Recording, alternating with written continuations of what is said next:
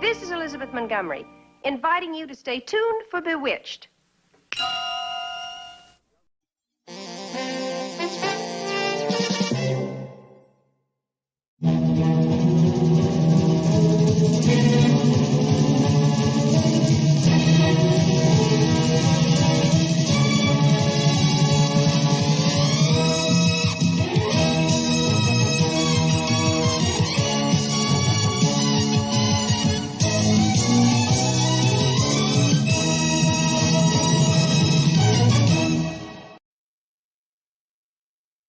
Well, America, how do you like New McFeast, McDonald's biggest, juiciest hamburger ever?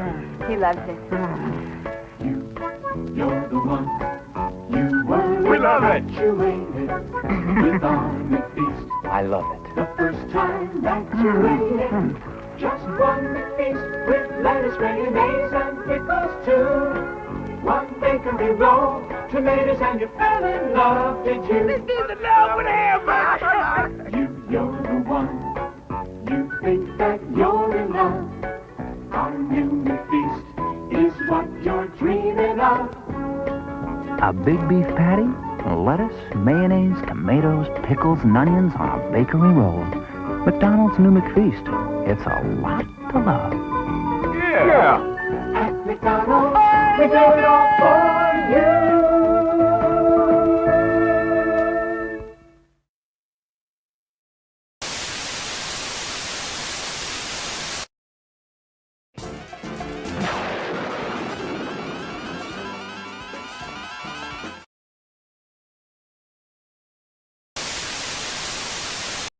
Rescued from the brink of death. She's breaking up. Transformed by radical technology. We can rebuild him. Part man. Part weapon. All bionic. Action. Steve Austin is the $6 Million Man on the Sci-Fi Channel. Coming up next.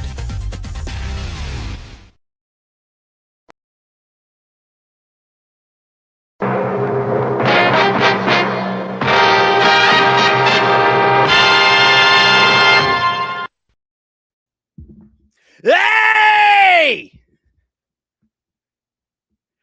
It's Pod Blast time!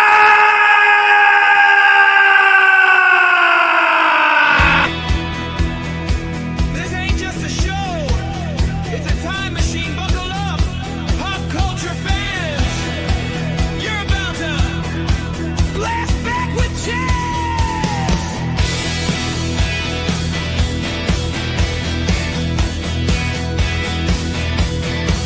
He's got the clips, got the knowledge, got the spark. Digging through the past, lighting up the dark. 16 millimeter film, vintage frames, toys and trivia. Retro games, comic books, oh, they're his thing. Bringing back the joy that nostalgia brings. Let's back, rewind that track. Saturday morning in a pod blast flash.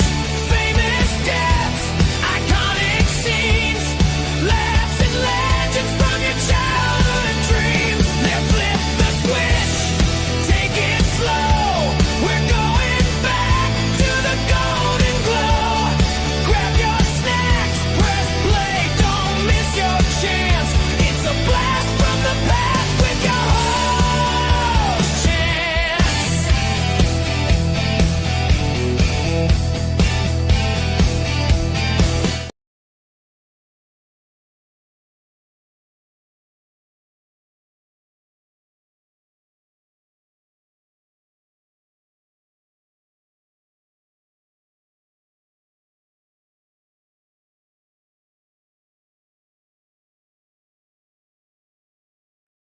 That's right. It's Pod Blast time. It's Pod Blast time. How are you? How are you? How are you doing? Sorry about that little silence.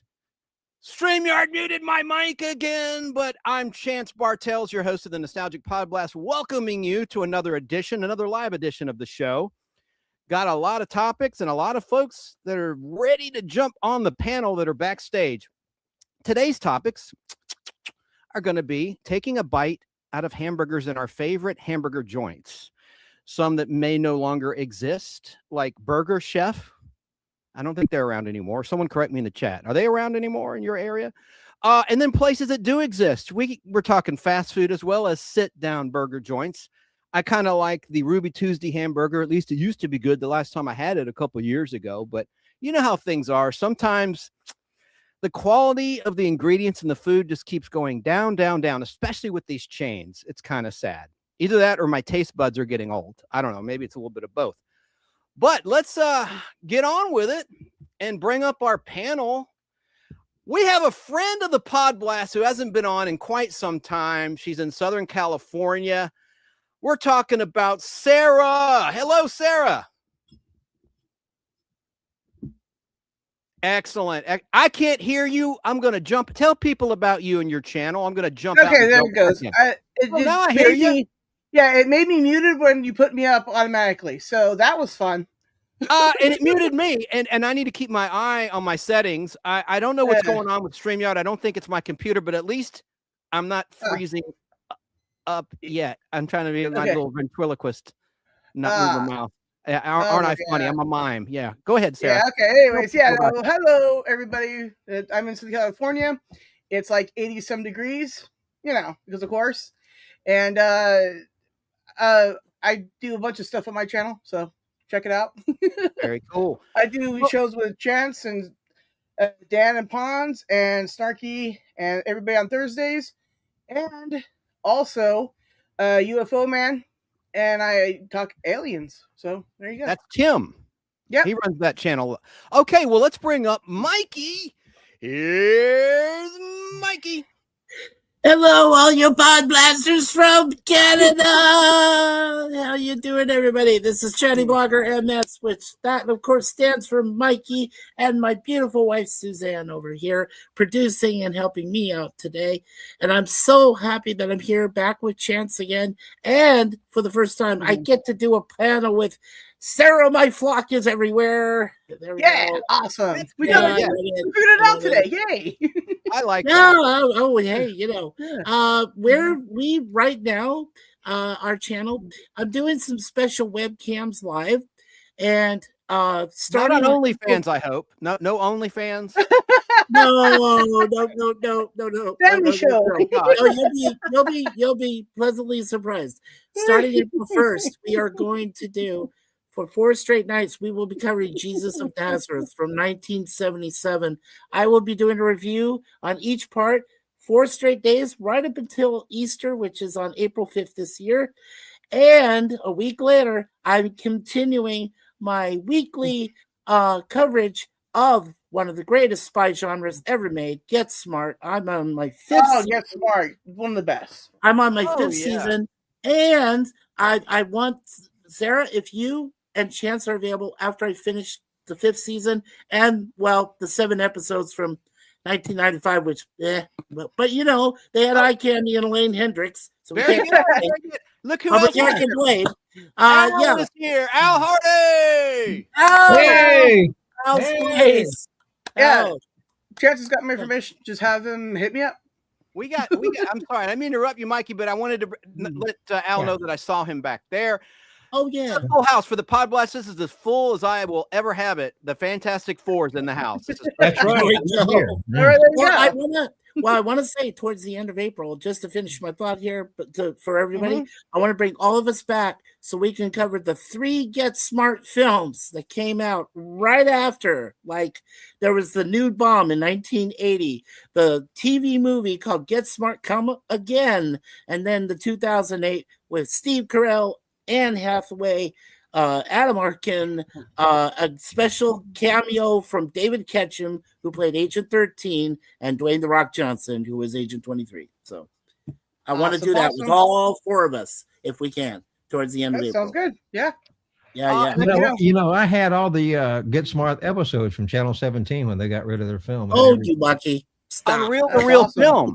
He didn't finish his thought. Reel-to-reel 16mm film. 16mm, yeah. Oh, yeah. The best way to watch them. Yeah.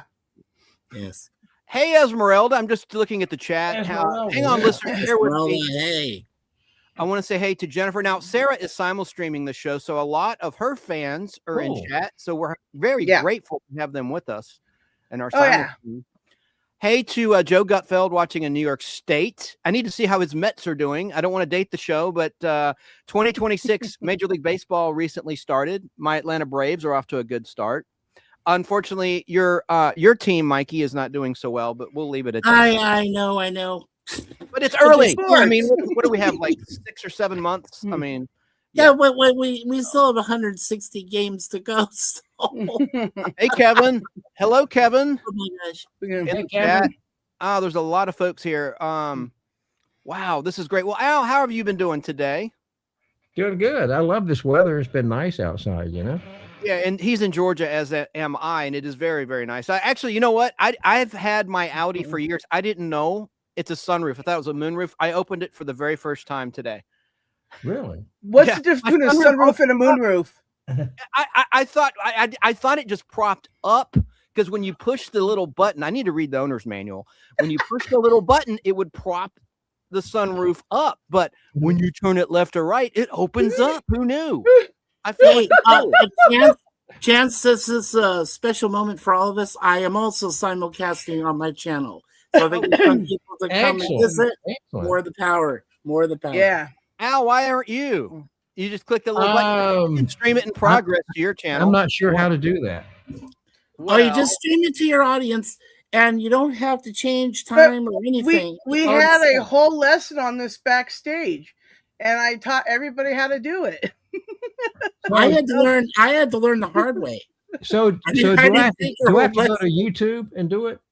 No, you're on StreamYard. You just do it on the StreamYard side. Like when you first pop in, like look up on the StreamYard. It should have a add to your audience. Stream this to your audience. Yeah, then you just go from there. You just follow the prompts. You should be able to and it'll go in progress, Al. So it won't stream anything before you came on. It'll stream right from when you click the button.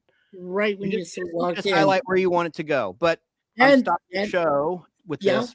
But we must. And I know it's working because there's my buddy from Ohio, Buckeye Country, Mr. Commodore Productions. Hello, Jim, brother. How you doing? Glad to see you, my friend. So here's the topics. All of us on camera look like we could attack and pound a good hamburger.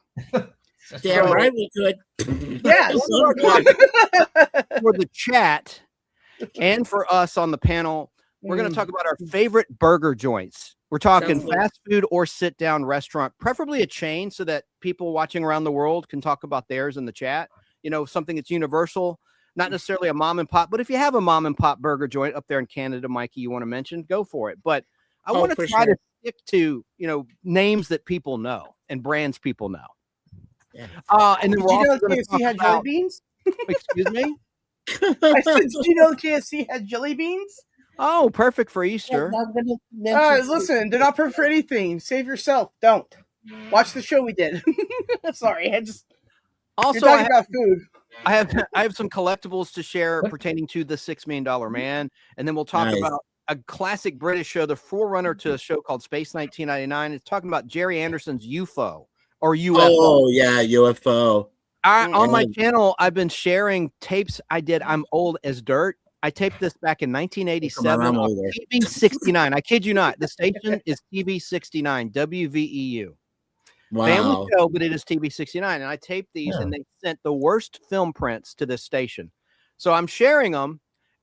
There's only 26 episodes of that series, but my station, VEU, only aired 24 of them because 2 of them were edited in the format of a TV movie. They titled Invasion UFO, and WATL 36, an independent Atlanta station competitor of TV 69, aired those 2 episodes, which was the first episode, an episode titled Reflections in the Water. Anyway, I digress. I'm getting ahead of myself. And then we're going to remember an actress who died. Now, since I've been on the air, of course, Chuck Norris has died. I don't want to date the show. And Chuck Norris, he didn't just kick the bucket.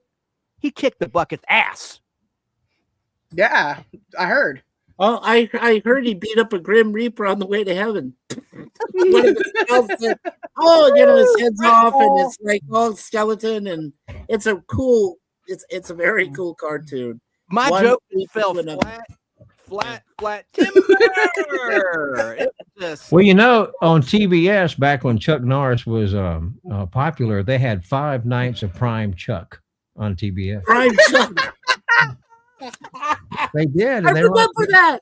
Right every yes. night they ran Chuck Norris On movies. straight nights of Prime Chuck on TV. I like do remember Octagon. that. Yeah. Remember Octagon?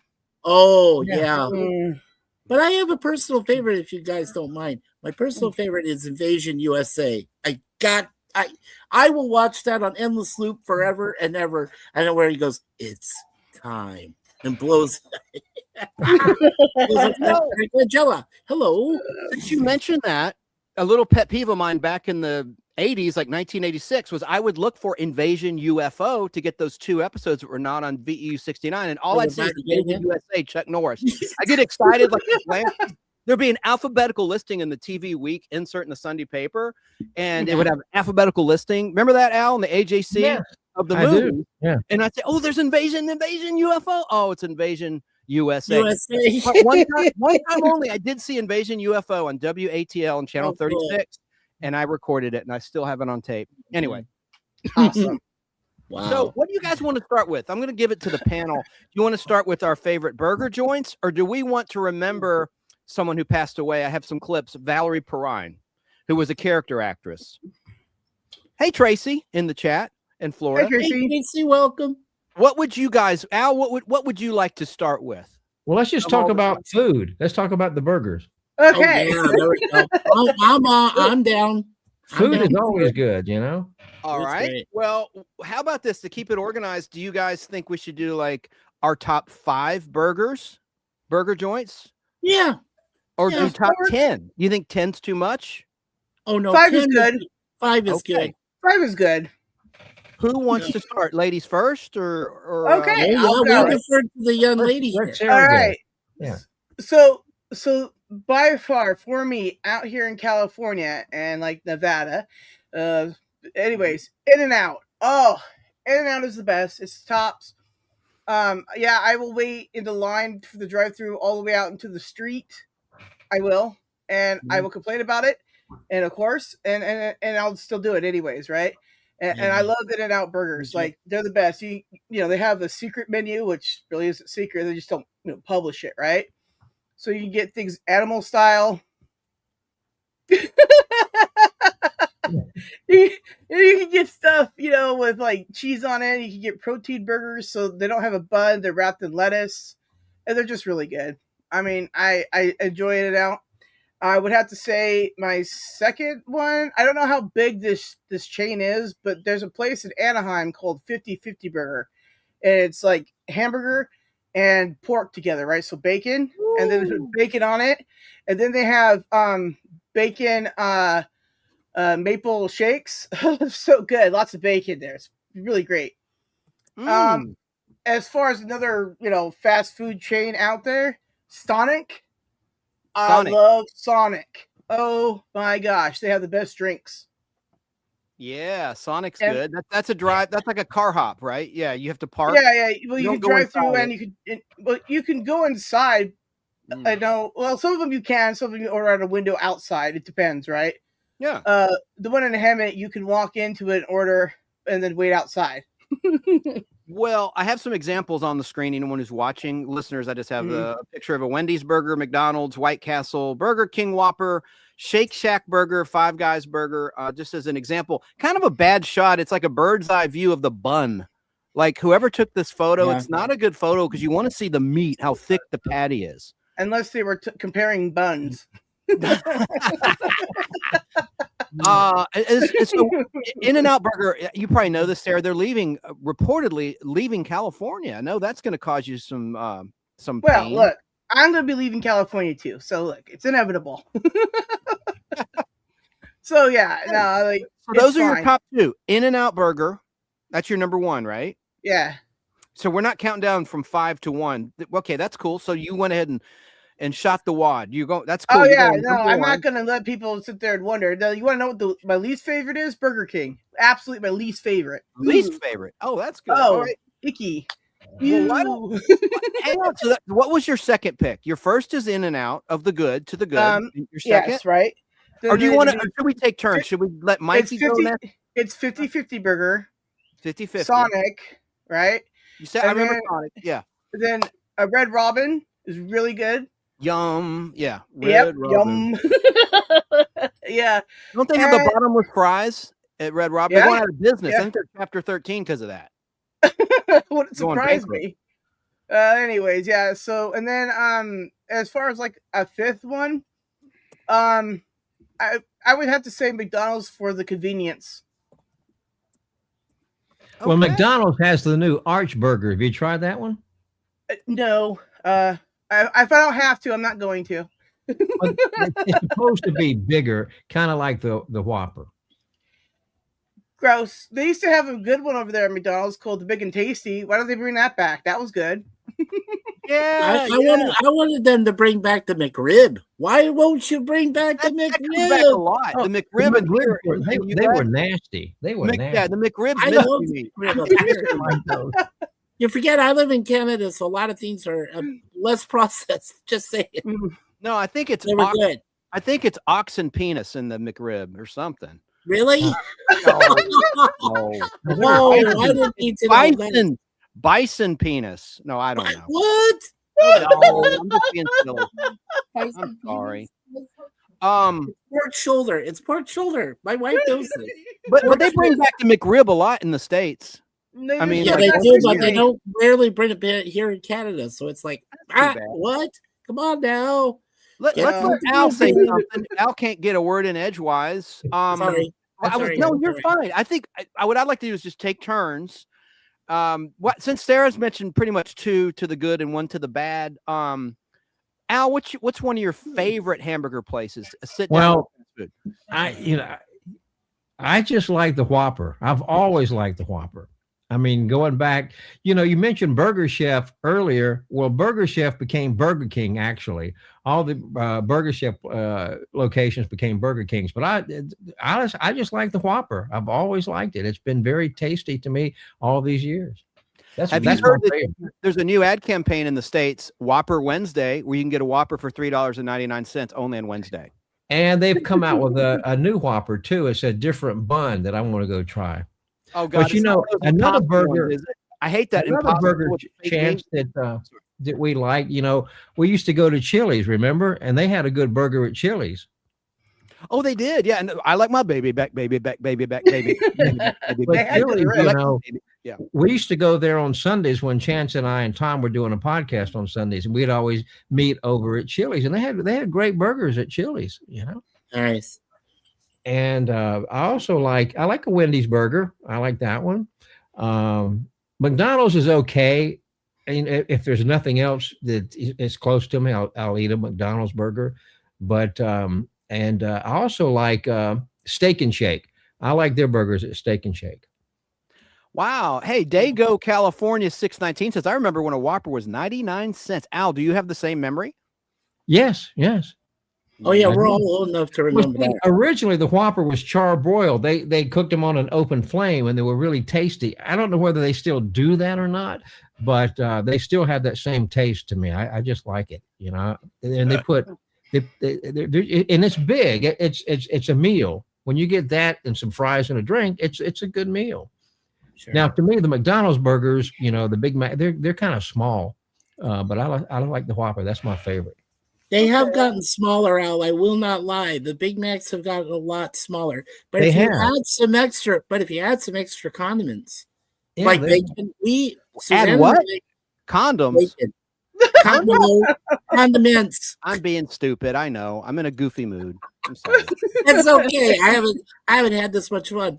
Okay, mints. You need a mint before the condiments. Yes. Yeah. Before you put the condom on, then you have the mint. Oh, condiments. Okay. Condiments. Yeah, all condiments. Right. Breath mint. I've lived here too long. Okay. I'm going to go with my top 5 burgers. Okay, so number 5 is a place we love. And I'll just mention it, Steak and Shake. Fantastic. Yeah. Some of the best burgers and the best milkshakes ever. Let's be honest. Oh, they got great milkshakes. Yeah. You walk in there and it's just like fantastic. And they have the beef tallow fries. Beef tallow in the fries now. French fries. Yeah. True. Number 4 is a place I'm going to pick here locally. It's called T-Bones. And T-Bones, they do great steak, they do great burgers, and you can have any of those done the way you exactly want it. The guy who makes them, you know, you can have it medium well, medium, well done. I love mine charred. I'm sorry, I got to have it in flames, or I'm not eating it. It's got to be baked. It's got to be totally cooked. But she likes, you know, but Suzanne likes medium well. But T-Bones has been a Canadian staple here in the Toronto area. Oh God, since the early 1970s. And this place is great. But it's so out of the way. And, you know, most people don't know it's there. But if you go in and the food is fantastic, their service is wonderful. They take care of everybody. And it does get busy. It tends to get busy on weekends. So it's a fantastic place. Number 3 and number 2 I'm going to go with standards here. Number 3, I've always loved Big Macs. I know they get smaller, but one of the best things is we have we have a Big Mac if we go to McDonald's with extra bacon in it. It's got to have the extra bacon. And that kind of does make it a little bit larger there, Al. A little bit. And it is kind of nice. Number 2 would be Burger King. I can't go without a Whopper. I'm sorry. I love Whoppers. They're good. You know, and they're still good. They're still made right. Just the best thing ever. But number 1 for me and my wife, the Wendy's Baconator. Those are good. Oh, I've never tried that. Those are so good. And their fries, I'm telling you right now, Wendy's is the best fries ever. They're the best fries. Do you know who makes a really good burger? Any of them. So you know who makes a really good burger is Arby's. Arby's has a great hamburger. Yeah, they do. Just go to Arby's. It's really good. Yeah. Arby's has a great hamburger. They used to have a great used to have an Arby's in our local neighborhood, and they used to have a great roast beef sandwich. Yeah. And the au jus sauce, on the side. Yeah. I know Sara would go ape on that, man. Oh yeah, that's some good. Yeah, it's very good. It has to get 2 cups because, of course. Yeah. But that's my top 5 chance. This is a non-anti-Semitic zone. What did you say? Jews? What did you just say? Okay. All right, just checking. AUJUS. That's in French. Remember, I live in Canada. Al has been speaking highly of the Arby's burger for some time. I've never tried one, but he's been telling me it's really good. Well, they're really good. You'll like it. I took Tom there one time, and he had one. You said, you know, this is really a good burger, and they're good. Yeah. Tracy says she likes bar burgers. You know, there at one time Applebee's, which was a great bar and restaurant, used to have a wonderful bar burger. I would always go to Applebee's. That's the way the Chili's is. They have a bar and a restaurant, and the Chili's burgers are really good. Yeah, I always love Applebee's. Yeah, really good. Applebee's was the first sit-down meal I ever bought with my own money when I was mowing lawns for money, you know, as a kid. You did that and too, I got the chicken finger basket. I used to love their French fries. And you dip it in the honey mustard at Applebee's. TJ Applebee's, your neighborhood Applebee's. It was TJ Applebee's. Nice. Yeah. Hello. So, yes. What is your favorite burger stand, sir? Where are you going to go with that? Hey, Tracy said, I'll answer that in a second. Tracy says, I am Jewish, but I take no offense. Yeah, I'm just kidding. You know me. And hello to Crystal Andrea Cabin Gas. Oh, wow. Hey. Cabingas. I think it's Crystal Andrea Cabingas. Yeah. I'm right, Crystal. I like Kevin Gas better. That's brilliant. Hello. Here's my other brother who spends time between California and Arizona. His name is Fam Toby. He's on my channel there, a chatty blogger. Thank you, Toby, for popping on in there, sir. He's going to be moving soon to Indiana. So, wow. Yeah. Hey, hello to Motorhead 250. Hello, Motorhead. Representing the fun tribe. We like that. And Toby's got his YouTube channel right there. He's promoted on my channel there, right above Tracy. So thank you so much, Tony. Appreciate that, brother. Okay. So and you know, you asked me a question. I'm going to answer it really quickly. I'm just going to say 1 or 2 so we can go around another round of burger talk. I'm going to have a classic commercial I want to play. Okay. From the land down under, Australia. I just love it. It's a McDonald's commercial. But I would say, I mentioned at the very beginning of the show, but I can't tell if my mic was muted or not. I like the damn Ruby Tuesday hamburger in terms of a chain. I really, really like it. I think it's good. And I love that salad bar, but they're going out of business. They're not managed very well. There's one near me on a street called Delk Road in Marietta, Georgia. And it's always dead every time I go by there. Yet it's near like 2 busy hotels. It's just always empty in the parking lot. And it's a shame. I feel like it's a matter of time before they go under. But I love their salad bar. Yeah. They, Red Robin's has a good burger too. Yeah, that's good. So I was going to mention that we are on the same wavelength. So that's enough. I said Red Robin. Yeah, Red Robin's is good. Yeah, and Sarah mentioned Red Robin too. Yum. Yep, we mentioned that. And since Sarah's in California, Sarah, do you remember when they had the Ralph's Burger place on the Long Beach Pier? Do you remember that? I've never been to it, but I used to live in Long Beach, but I never went there. So okay, well, if you ever go to Ralph's, they do now. They moved it from the pier. They move it inland a little bit, but it's really good. If you're in the Long Beach or Seal Beach area, go to Ralph's. On the East Coast, Ralph's is called Checkers. I knew that. Yeah, I did know that. Yeah, Checkers. Yeah, Checkers is a good burger too. It is so, good. Chance, what hamburgers were you talking about? Yeah, what burgers are we talking about here? Hang on, we got a call. All righty. Pod Blast line. The Nostalgic Pod Blast. Who is this? This would be a friend of the Nostalgic Pod Blast, Danny Cochran. Oh, it's Danny Cochran. Oh, Danny! Hey, Danny. Good to hear from you, buddy. Burgers. What is one of your favorite sit-down or fast food burger joints, Danny? Yeah. I mean, it's really tough because obviously I'm a cook and I know how to make hamburgers. I kind of, I used to really like both like Ruby Tuesday and Applebee's. They made really good burgers. Applebee's. Oh, I'm glad you mentioned Applebee's, sir. They used to have this a nacho. You remember they used to have the nachos and the chips and all the whole schmear. It was one of their great. It was like a taco salad, but it was so good. All right, Al. I'm surprised you didn't mention one because of your name, Hardee. Carl's Jr. and Hardee's. I thought Hardee's had a good burger. I said Carl's Jr. is good too. That's like Hardee's is hard to find now. There was one close to me, but it turned into a Dunkin' Donuts location. But I do like Hardee burgers when I can find them. But I love Carl's Jr. They are going under. They're always still big. I mean, even now they're still big. Everybody else is downsizing. Theirs is still big.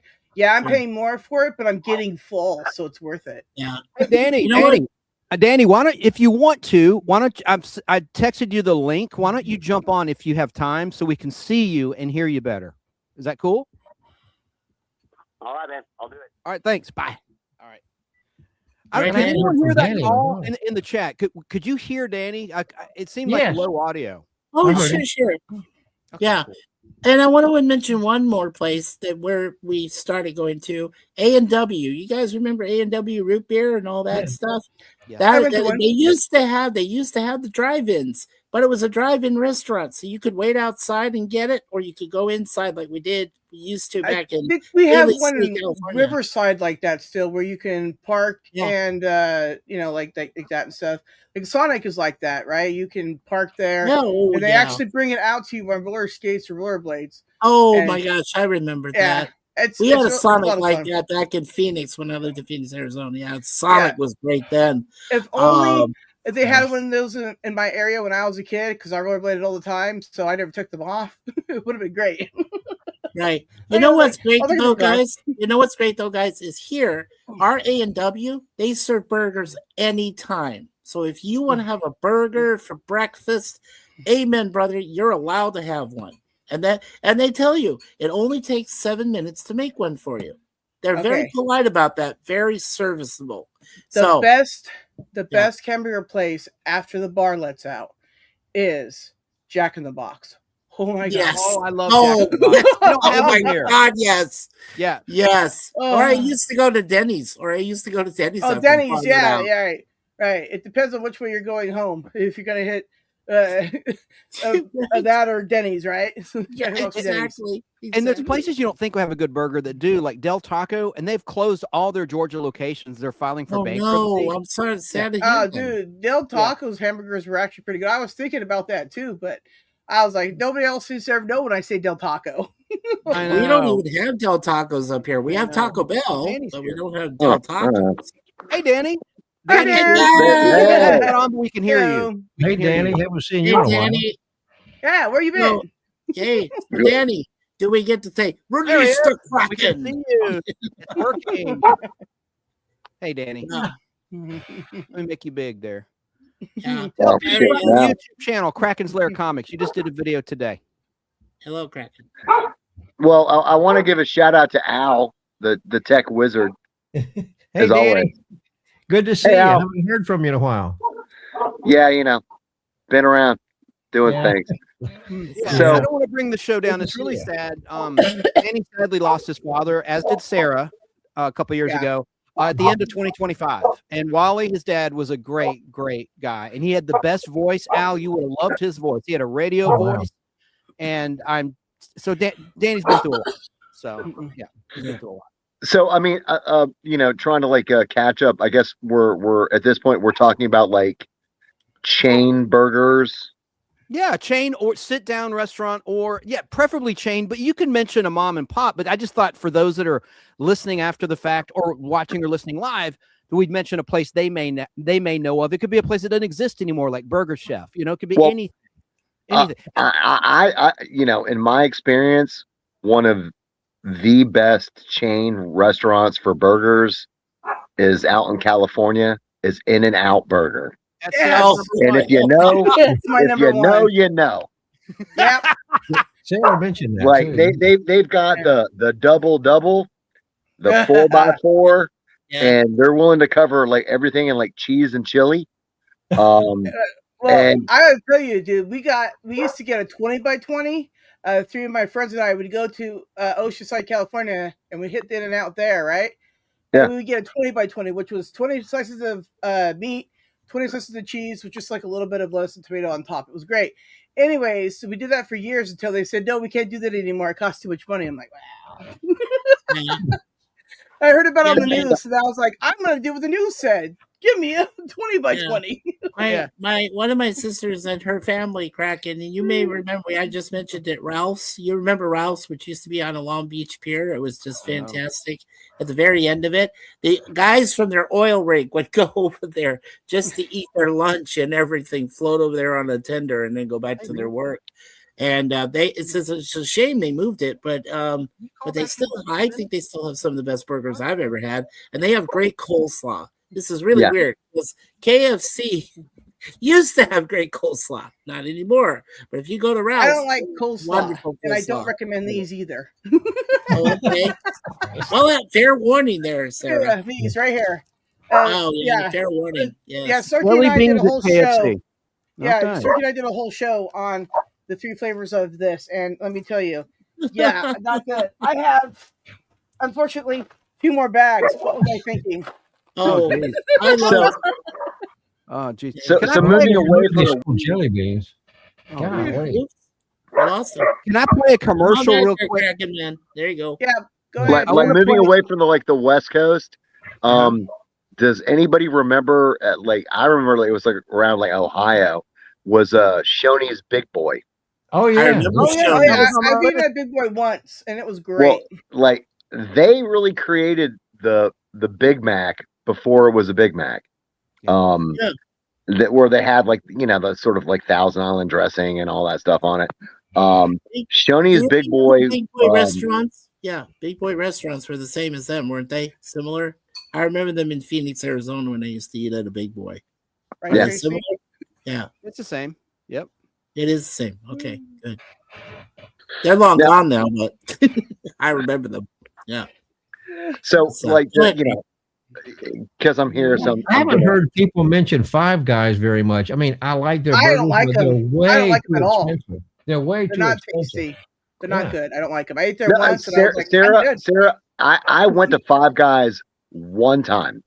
Yeah, one time was good enough. And I'm like, oh, like this cost me like $35.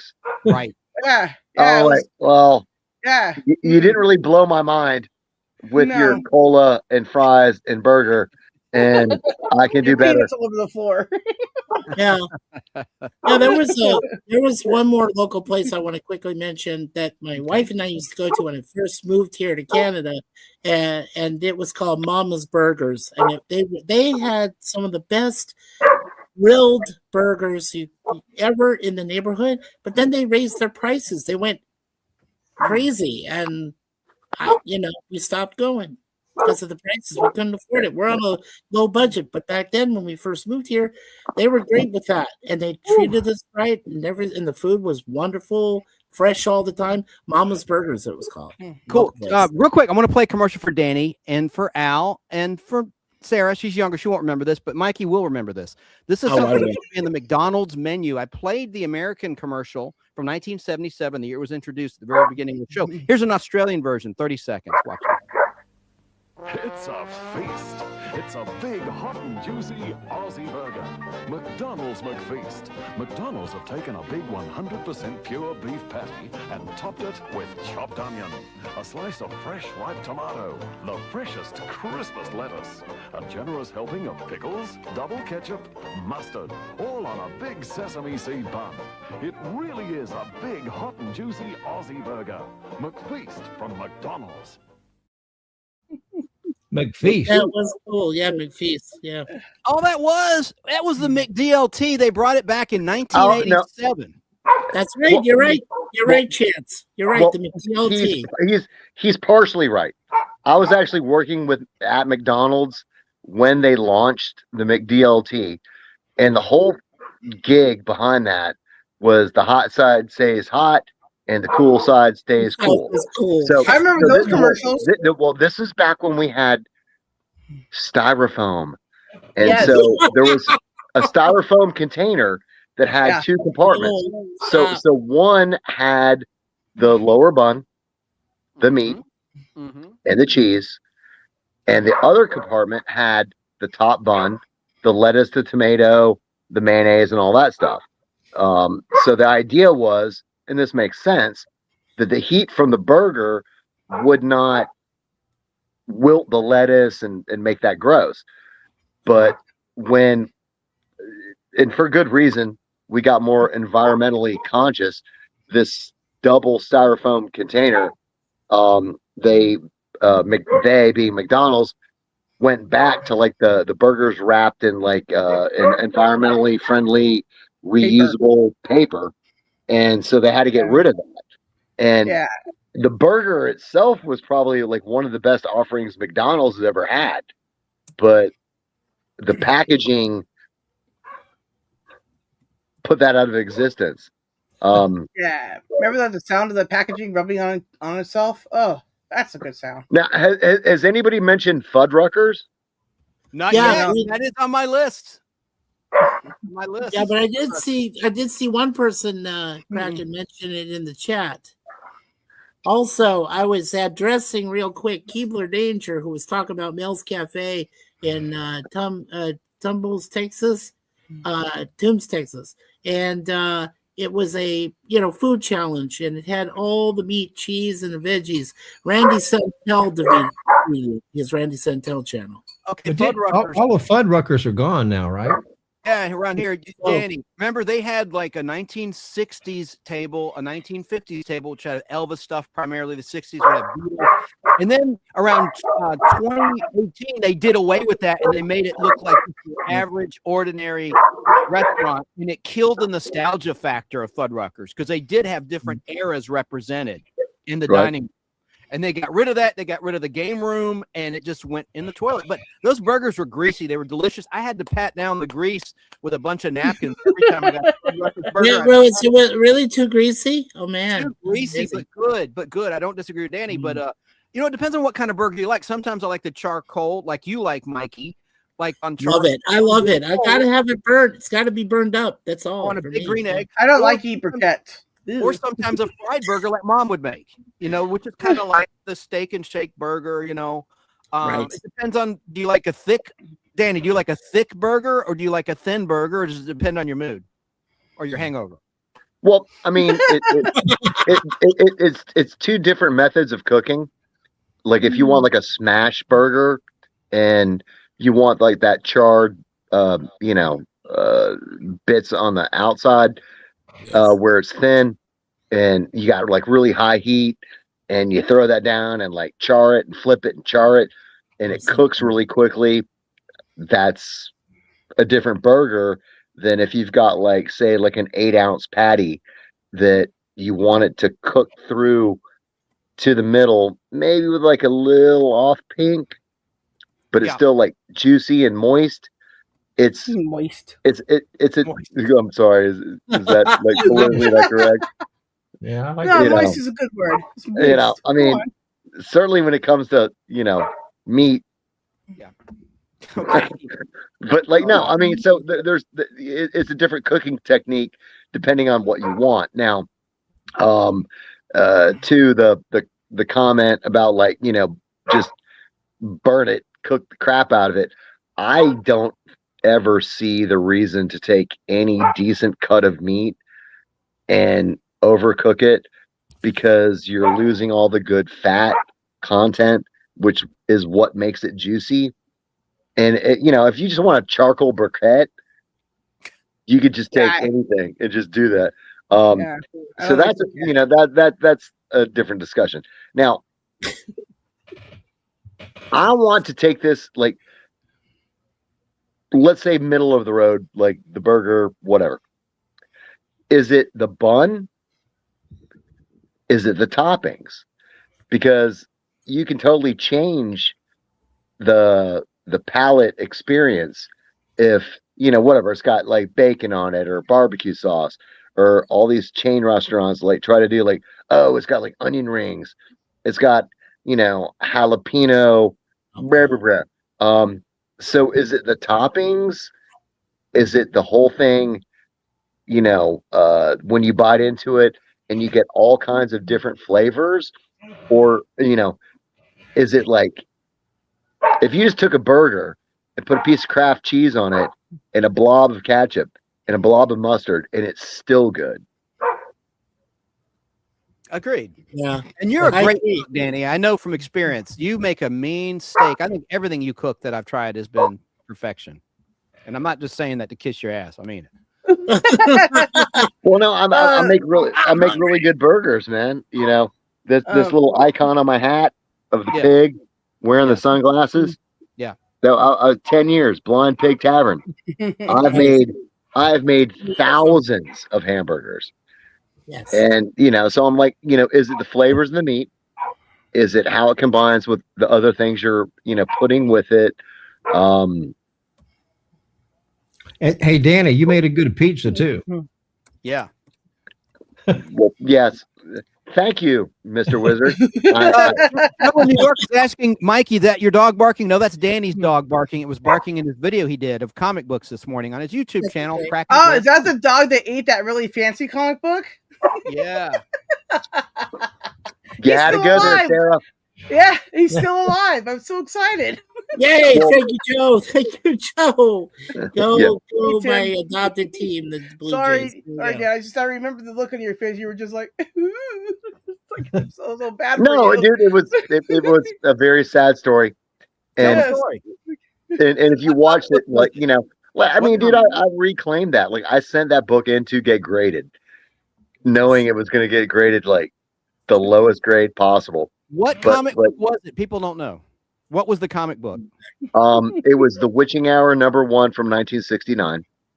And the mailman decided to put the package on the inside of my fence. And my dogs decided to play with it. And there were some like vagaries of like when it was supposed to arrive. They said it arrived and it hadn't, and I'm off to the post office. And after coming back from the post office, I just see this thing like strung out over the yard to shreds, like puppy footprints, mud on it, ripped up. And I'm about preserving comics. And so like, here's one less in the world because the mailman decided to throw it like on the inside of my fence. It was really distressing, but I reclaimed it. I reclaimed it. And so I actually sent this book after, well, I had a lot of reactions to it where people were like, bury it, light it on fire. And I was like, well, no, man, it's still a comic book from 1969. And this thing had survived for so long in such a great condition. And here it is, 10 seconds in my possession, well, in my dog's possession, and now it's destroyed. And that really confronted me, and I felt bad about it. And, so I made a video, and during the video, like, the thought occurred to me. I was like, I'm going to have this graded. And I reached out to PGX and the owner, Daniel Patterson. A grading company. I was like, hey, man, like, here's the story. And, like, dude, they totally got into the joke. They literally put on the label the Frisky Puppy Variant Edition. And the grader's notes are like, partially consumed cover. Puppy claw marks. Yeah. Puppy claw marks. Danny. Georgia red dirt embedded in cover. And speaking of hamburgers, I was going to say, speaking of hamburgers, my wife made for dinner, she made some brown rice with hamburger, onions, and melted cheese. Great. I'm allergic to rice. I'm craving meatloaf myself, but Danny, so that comment, I got to ask you, what did you do to the dog? Nothing. Did you punish the dog? Or were you cool? Well, I mean, the dog was just being a dog. Like, what? Like, I mean, it was after the fact. I wouldn't be like, Rrr. You can't punish a dog. It was the Postal Service's fault. Like, why would you toss it over the fence into my backyard? Or, like, Open by Chance Toys. Well, you know what? I might as well jump ahead. We're not going to stop talking about hamburgers because I know Joe Gutfeld wants to call in with his picks. But can I show you guys some comic books for just a second? I want while Danny's here. Danny probably can't stay that long. He's got a life, but what? I want to show you guys. I mean, Chance, that sounded like a slam on the rest of the panel. like Danny's got a life. Like, I don't know about you jokers. Like, you guys are here for the long haul. Like, it's gonna be 8 hours from now, and Sarah's gonna still be chugging along, going like burgers. Like somehow like getting some relationship. Like, dude, have you ever had a relationship that failed because it was the wrong burger? We did have a troll that asked, "Is this the Unemployed Losers show?" I saw that. There's always going to be one or two there, Chance. Okay. Here's what I got in the mail. Now, Neil Adams is a great comic book artist. Agree, Danny? Dude, are these the Steve Austin?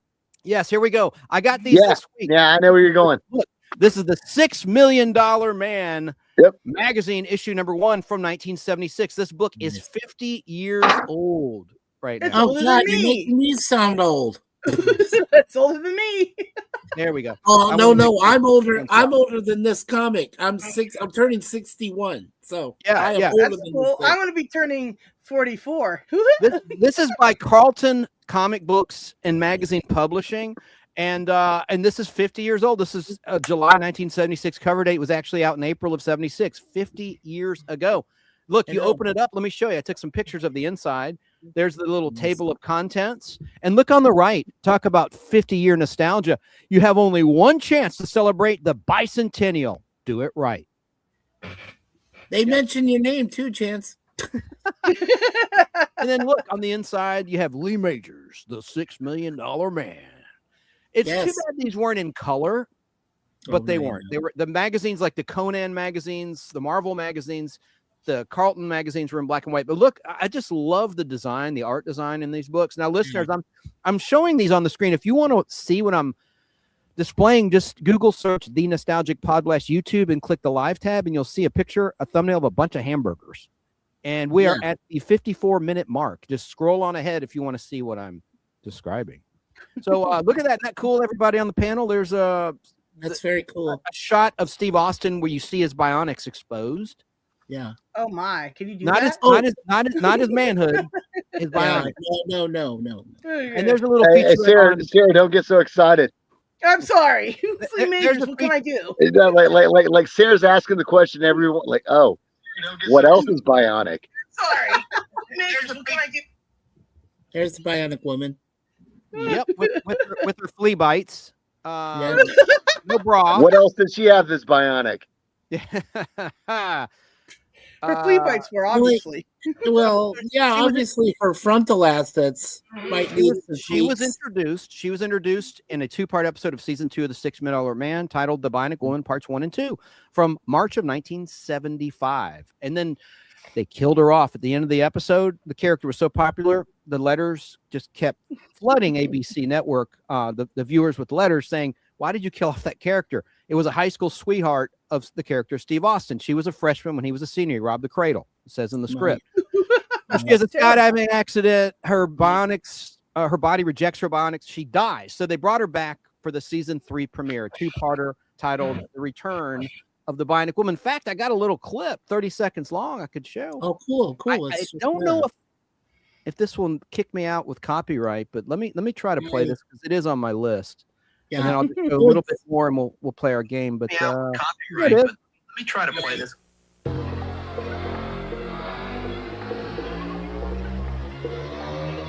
It's a bionic blowout.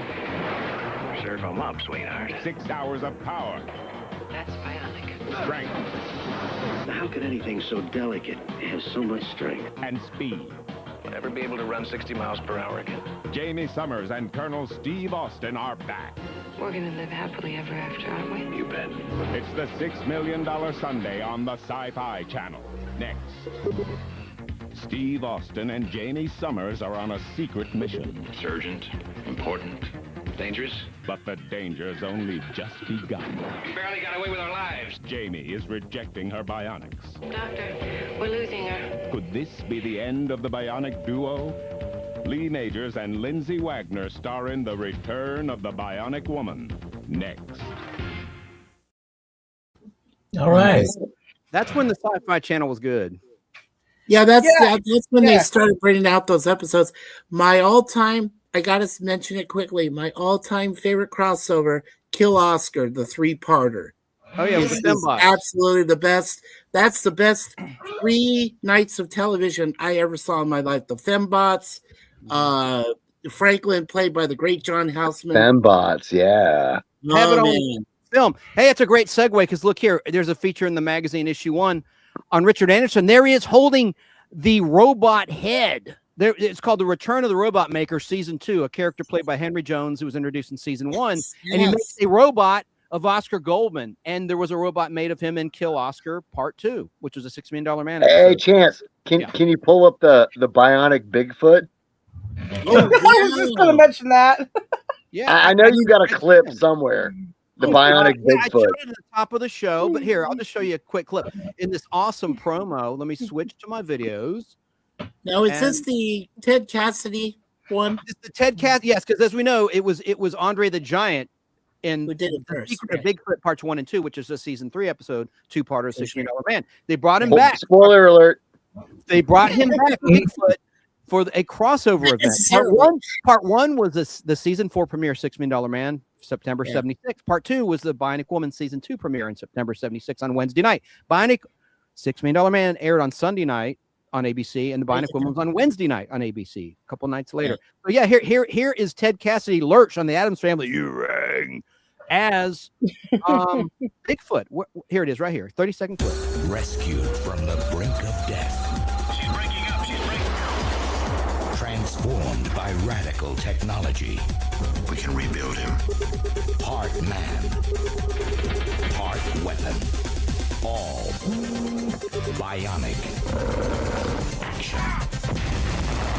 Steve Austin is the $6 Million Man on the Sci-Fi Channel. Coming up next. And now $6 million will buy you like a sack full of Five Guys burgers.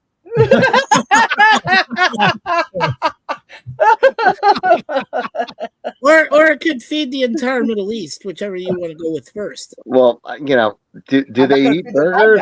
Like, isn't there some like religious thing there? Some of them do, Captain. Maybe not. You know, India. India it considers it sacred. You know, you can't touch their cows, but some other countries, sure. So that'd probably be offensive if we like So- drop like 6 million burgers on the Middle East. Hey, Joe. Joe tried to call in. Joe, give me another minute. Because I'm having issues with my audio on my phone calls, but I'll cue you when if you still want to call in. But look at that cool shot, though. I love that shot still of the robot head, which looks nothing like actor Richard Anderson, by the way. Hey, That little prosthetic head. Well, it's a profile. You really can't tell a whole lot, but you can tell it's not the same one. Yeah. In the episode, they did an interesting insert shot of his face, and it looks like he's holding his severed head. It was actually pretty gory, I thought, even though it's robot wires and not blood and veins and guts, like a severed human head. Hey, Chance, I wanna throw a little bit of trivia at you. So, in Return of the Robot Maker, when he's looking at both Oscars, how does Steve Austin know which one is the real Oscar? How does he know? Because of sweat, it perspires. The human Oscar perspires, and the robot has This guy no knows perspiration. everything. This guy knows everything. Thank you. That's great. Hey, Chance. Yeah. Oh, by the way, Richard Anderson, the actor who played Oscar, he could not pronounce the word Soviet. He called it Soviet.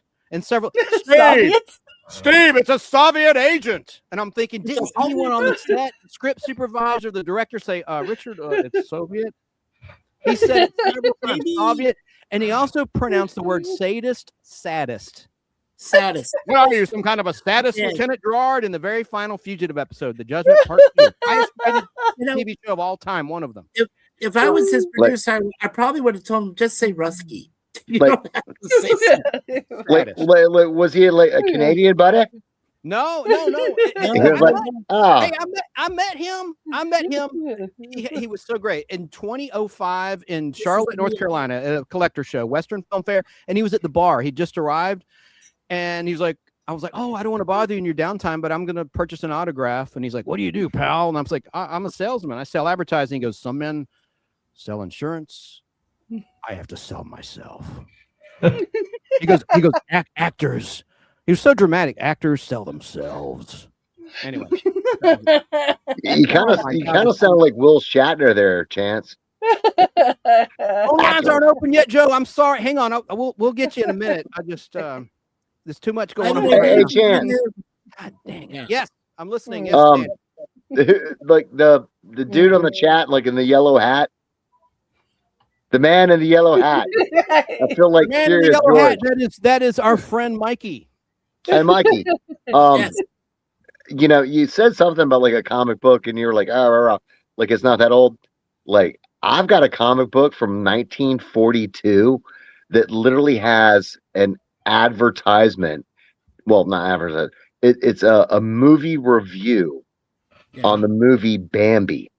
Yikes. Because it had just come out in 1942. They shot my mother. Yeah. And like there's the movie review on Bambi, and also like the black and white, like the Lou Gehrig story or some shit. Excuse me. It's the Yankees, Pride of the Yankees. It's the Lou Gehrig story. And so this comic book has a movie review of Bambi and the Pride of the Yankees. Nice. From 1942. Wow. Yeah, now as I told everybody, Kraken, my very first comic book I was familiar with was Spider-Man comics. And then I watched Nicholas Hammond on live action doing Spider-Man in the 70s. So his little wrist manacles and his like goggle glasses. Like, I remember watching that. Goggle glasses. Oh my God. But you reminded me of what was so funny was seeing his goggle glasses. Yeah. Hey guys, I'm just showing more of magazine issue 1. There is the origin of Steve Austin. Keep going. I'm just going to put some images while you guys talk. Oh yeah, no, keep showing. James. Joe, I'm sorry, Joe. I'll open the phone lines in just a little while. I know I said that 20 minutes ago, but I showed that, didn't I? Yeah. But that's a good. Yeah. Now, if you guys remember, there at least 3 made-for-TV movies that brought Jamie and Steve together. Yes, there were 3. There were 3, and I'll show you a clip of one of them: The Return of the $6 Million Man and the Bionic Woman from 1987 on NBC, the network that rescued the Bionic Woman after ABC canceled it. Season 3 was on NBC. ABC. Yeah, it's funny you mentioned that. And here's a 20-second clip. Sunday, Lee Majors and Lindsay Wagner are back in an all-new bionic movie. Looks like fun. With more incredible powers, they take on international terrorists. There's been a series of sabotage raids. Joined by a son with a blinding force. Just a microchip off the old block. Sunday, the return of the $6 million man and the bionic woman. Yeah, you know what was so great? It I'm was sorry, that did it he have was a their mullet? son, right? Yeah. Yeah, he had a mullet. Did he have a mullet That there? Colt, he still had the Colt Seavers look. Fall Guy had just ended. He ended it. He was the executive producer, and he was tired of doing. After 5 years, he's like, I'm hanging up Fall Guy. And then he did a movie with Dolly Parton, a Christmas movie, Christmas on Smoky Mountain, I think. Smoky Mountain Christmas. And then he did The Return of the $6 Million Man and Bionic Woman. So, yes, Mikey, there was that one in 87. Then in 89, there's one with Sandra Bullock. One of the first things she ever did. She played the Bionic Girl in Bionic Showdown. And then the final one was on CBS, and it was titled Bionic Breakdown. When it was filmed, they retitled it Bionic Ever After, where they finally got married. And finally got she lost married, her yeah. memory. You know, when they spun off the Bionic Woman, they couldn't have them get married because they wanted both characters to mingle with guest stars, sexy guest stars that helps ratings, right? So they didn't want them to get married. So they contrived the story where she lost her memory when she was brought back to life. And then her memory returned in 87, 10 years later. After her show was canceled 9 years later, and then she remembered her love for Steve, and they finally got married. So there you have it. That's Hey, Chance, can you remind me? Can you Now remind the me wizard. of that fiasco? Al. that Al. CBC did? Yes, I'm here. Before like Chance like segues into like other bionic clips, I'm trying to figure out like how this is like, going to get back to hamburgers. Like, you know, the bionic man. We got to flip it. The See what I did bionic there? You man. gotta flip the top. He's flipping burgers. A few more pictures. There's issue number 2 with the Neil Adams cover with Steve Austin taking on a tiger. That's pretty cool. Let me just quickly go through these. So like Tiger Burger. Content page of issue 2. Like maybe we like do like endangered species burger. Like panda burger. Look, Like- dude, I've had kangaroo burger. Okay, so Yeah, well, yeah. There you go. But no, There's I issue want like 3. endangered species burgers, like narwhal, or like narwhal. you know, like what's the bird? The like not American eagle, but you know, yeah, American eagle burger, half of the American eagle egg, made Look by at the the cover bionic man. I'm showing the magazine issue 3 by Carlton. Oh. This is from 1976, the last one with a 1976 cover date, because the fourth one was January 77. But even though it was out in 76, had a cover date of 77. But look at him taking on that. Looks like a biker gang of hippies or something. He's beating the crap out of them. Anyway. Yeah, like out in the desert somewhere. Yeah. And Sara loves the show Emergency. And look, there's an ad for the Carlton Emergency comic book series or something. Wow, nice. Are they making burgers? Yeah, and then we'll get back to it. But Yes, I'm almost done with they make this. burgers. Look at this ad, the Good Buddy Association. That sounds kind of like risque. Is that like Afternoon Delight? Well, Is that no, like it's F Buddy? CB's. The Good Buddy Association. It says. Good buddy. Oh, that's Good for buddy. Citizen Band Radio.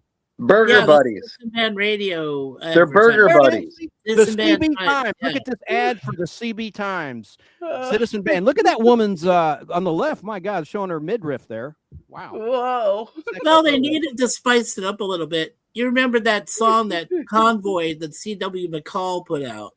Yeah. And then it was right around that time. So they needed a model, or in this case, a page model, to make it appealing. There's the back cover of issue 3 of the magazine. The last thing, here's the comic books. I'm just going to show 4 issues of there's 9 issues. I'm just going to show 4. These were released in 1976. Danny Trivia, who drew that? Who's that cover artist? Neil Adams. Nope. It's a small picture, man. I don't know. Well, you're on your phone, so yeah. There's the origin is retold. There's page 1 of issue 1. I'll just quickly go through these. There's the origin continues. Yeah. And look.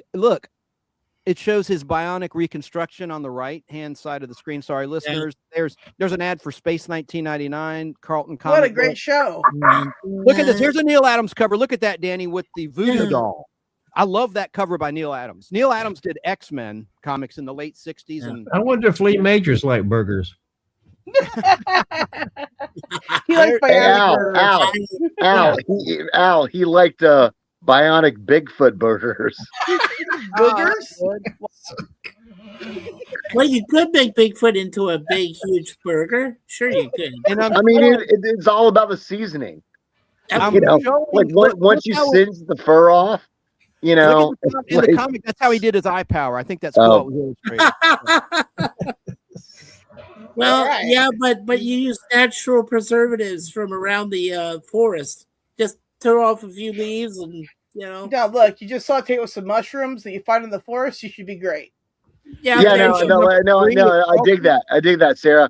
Like the Bigfoot mushroom Swiss burger. There you go.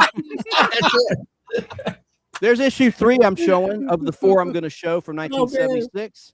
There's the inside. Look, it says "Second Chance" is the title, and then I love. You're popular back then, Chance. Wow. Check out here's an alligator burger. He's about to be a burger. Steve Austin has a knife, a Rambo knife. Before there was Rambo, before First Blood. This is 1976, but check it out. Pretty violent cover there. Yeah, but that looks like it's in the Florida Everglades somewhere. Yeah, with some heiress right here, the wealthiest woman in the world. He says in the story, Who just swim with alligators. Let her die. Hey, Chance. Yeah. Like alligator meat is like really expensive, man. Like at the Blind Pig Tavern in Athens, whenever UGA was facing Florida and the Florida Gators, we would do, you know, a sort of like FU to the Florida team to like sell like gator and, you know, do like gator bites and blah, blah, blah, doesn't matter. But dude, gator meat is more expensive per pound than lobster. And you know what? Gator doesn't even taste that good. So I'll take the lobster. I've never had it. I'm assuming that, like, cultivating alligators is probably more difficult. So they're charging a premium for all of the alligator harvesters that, you know, suffer injuries and whatever. Right. Yeah, well. Gator Bigfoot burger. I'm going to do a video coming soon just showing the 3 magazines and the 4 comic books from 1976 since it's the 50th anniversary of 1976 all year long here in 2026. So I'll do that in a separate video. So I just wanted to show that while you were on, Danny, the comic books, because you appreciate comic book art. And so does Sarah. I do. Yeah, Sarah does as well. So I wouldn't dare eat a gator burger. Thank you, Bobcat. No, Al, you'd be like, well, I didn't really care for it. That's right. I didn't care for it at all. Yeah, I didn't care for gator at all. It was too dry. It tastes like breast meat. Ew, gross. So thank you. Oh, Al, I'm surprised you didn't mention this. With all my $6 Million Man talk, you didn't mention that you used to have in your basement what? A gator? Pertaining to the $6 Million Man? Are you listening? I had a bunch of that stuff on film, 16 millimeter. Yes. Oh, the pinball machine. Oh, are you talking about the $6 Million Man pinball machine I had? Yes. Oh, that's cool. Yeah, that is cool. I kept it for a long time, but ended up trading it to a guy for a 125-gallon aquarium. Believe it or not. I would keep the pinball machine. Yeah, you could play with that robot part that was part of the pinball machine. Well, like maybe Al had like bionic fish. Bionic fish. You know, so he was like, we can rebuild them. We can make them stronger, faster, more powerful. So he had like, you know, like, because that would be cool, you know. That's right. Guys, about burgers, round table. All right. Crystal and White Castle are pretty much the same thing. Little square, thin burger. It's more like a steak-'em than a hamburger. What do you think, everybody? Crystal or White Castle, yay or nay? Look, I've never had either because they're not out here. I've eaten White Castle. I've eaten White Castle before. I prefer their sliders, but they're like the smaller. You can actually buy White Castle in the supermarket. You can, they're right, yeah, but I have standards, so I wouldn't. Well, Sara, they have White Castle in Las Vegas. That's why I assumed they had them in California. I guess right, not. but see, they have In-N-Out in Las Vegas. So where do you think I went? Well, I went to speaking of burgers, Margaritaville in Las Vegas. I went there and had a burger. One of Jimmy Buffett's places. It was good. Yeah. Nice. Tell us That was about it. good. How do you like your burger? Do you like it medium rare? He likes charcoal. He said No, that. I like charcoal. I need well done. I need well remember done. that. I can't Oh, take wow. that chance any other way. Yeah. Okay. Well To done. each their own. That's cool. I'm no judgment zone. Thank I you. like So, Sarah, your comment about like Crystal and like White Castle and like I have standards. Yeah. I don't. Like I don't have noticed. standards. I noticed, but it's okay. I wasn't going to say anything. But since you brought it up, I noticed. Danny's house is near a Crystal. Danny's house is right down the road from a Crystal in Athens, Georgia area. Nice. Nice. Oh, I shouldn't have said I mean, that. People you've could got to be in a very special mindset to enjoy like a Crystal burger. But if you're there and it's like 4 o'clock in the morning, you're like, dude, this is the best burger I've ever had. Ever made. Oh, yeah. You know. Oh, I don't know if that's true, UFO. Yeah. Well, I mean, it's like comparable like to Taco Bell. Is Taco Bell like good Mexican food? Hell no. But like, you know, Listen, you want a I bunch don't of go to tacos. Taco Bell for Mexican food. I go to Taco Bell for Baja Blast. Yeah, for the Baja Have Blast. a Baja right? Blast Yeah. the next day, if not that night, after having Taco Bell. Well, Is Baja blasting out Taco your Bell butt? has never once upset my stomach. But Five Guys, let me tell you about nasty food.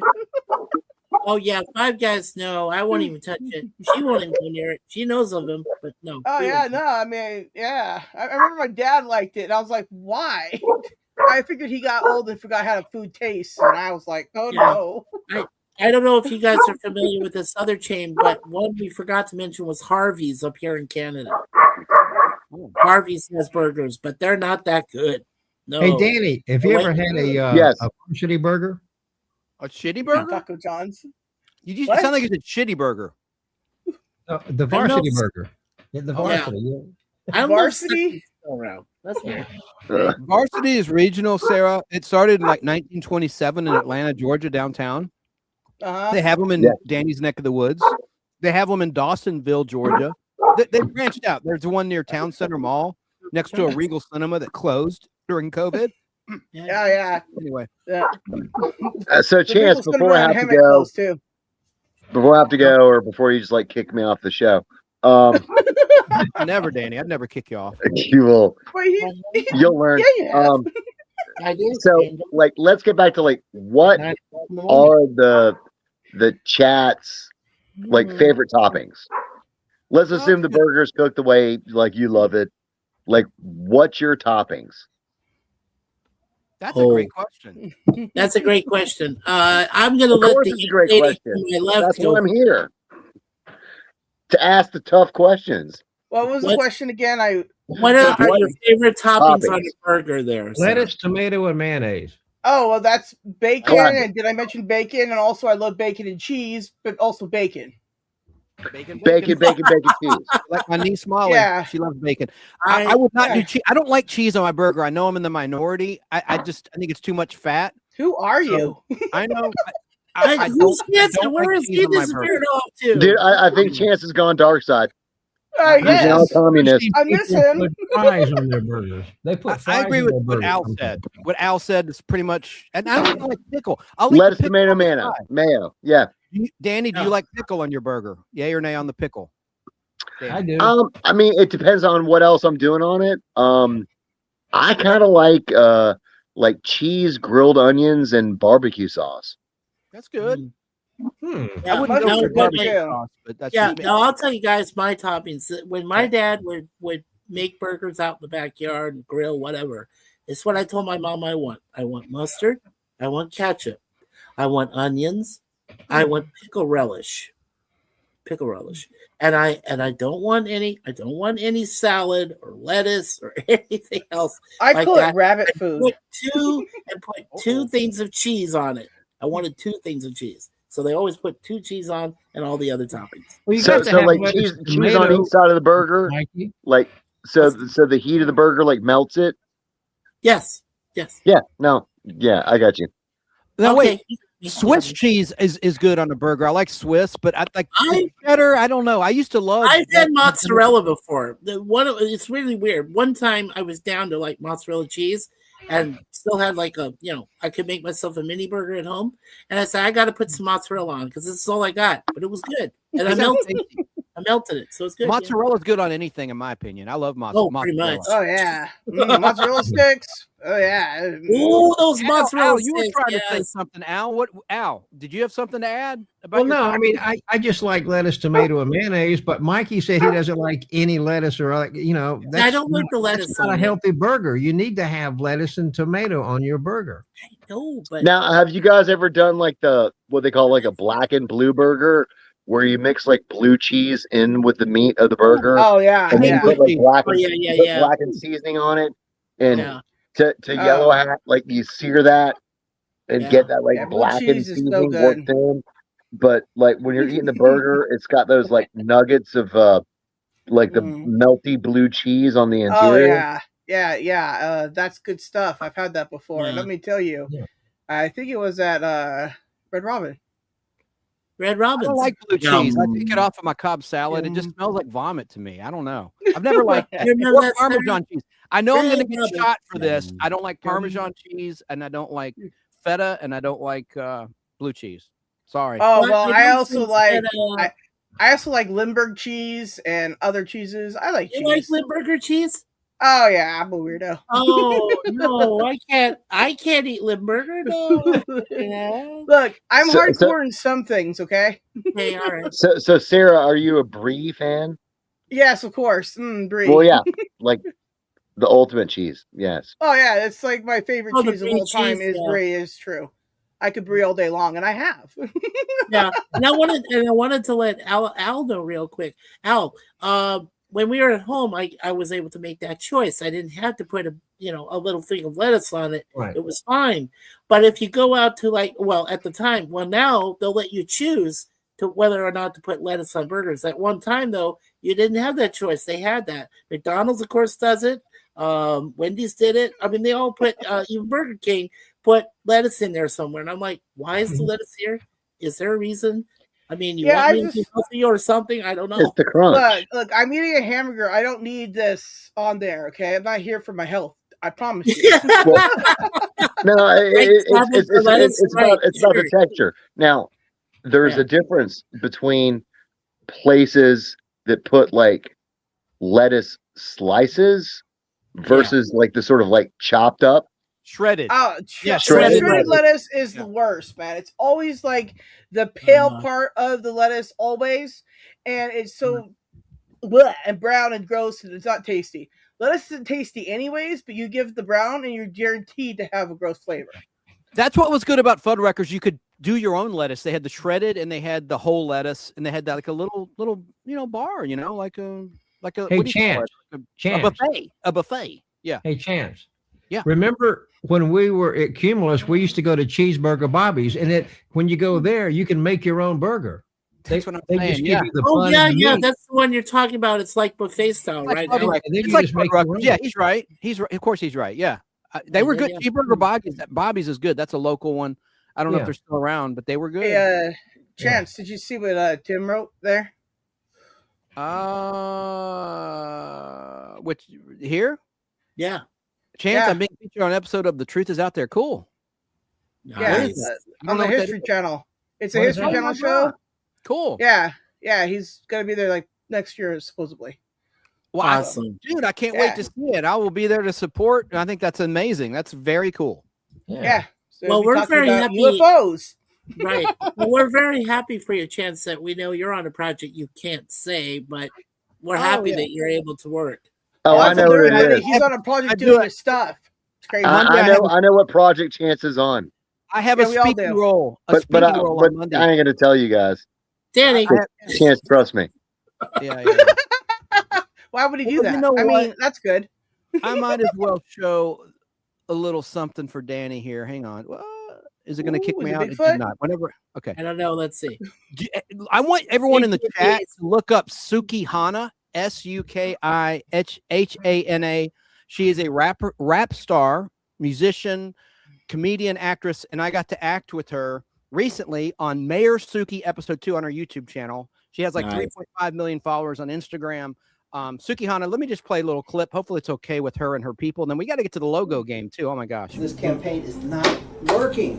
What is the problem? Down in the polls, G. I'm talking about money laundering. We set up businesses in all sorts of communities. We set up rent-to-own stores. We set up dry cleaners. Money laundering. They're going to turn your 250K to 250 mil. Next Wait, month. 250 million? Yes. We can do that next month? Yes.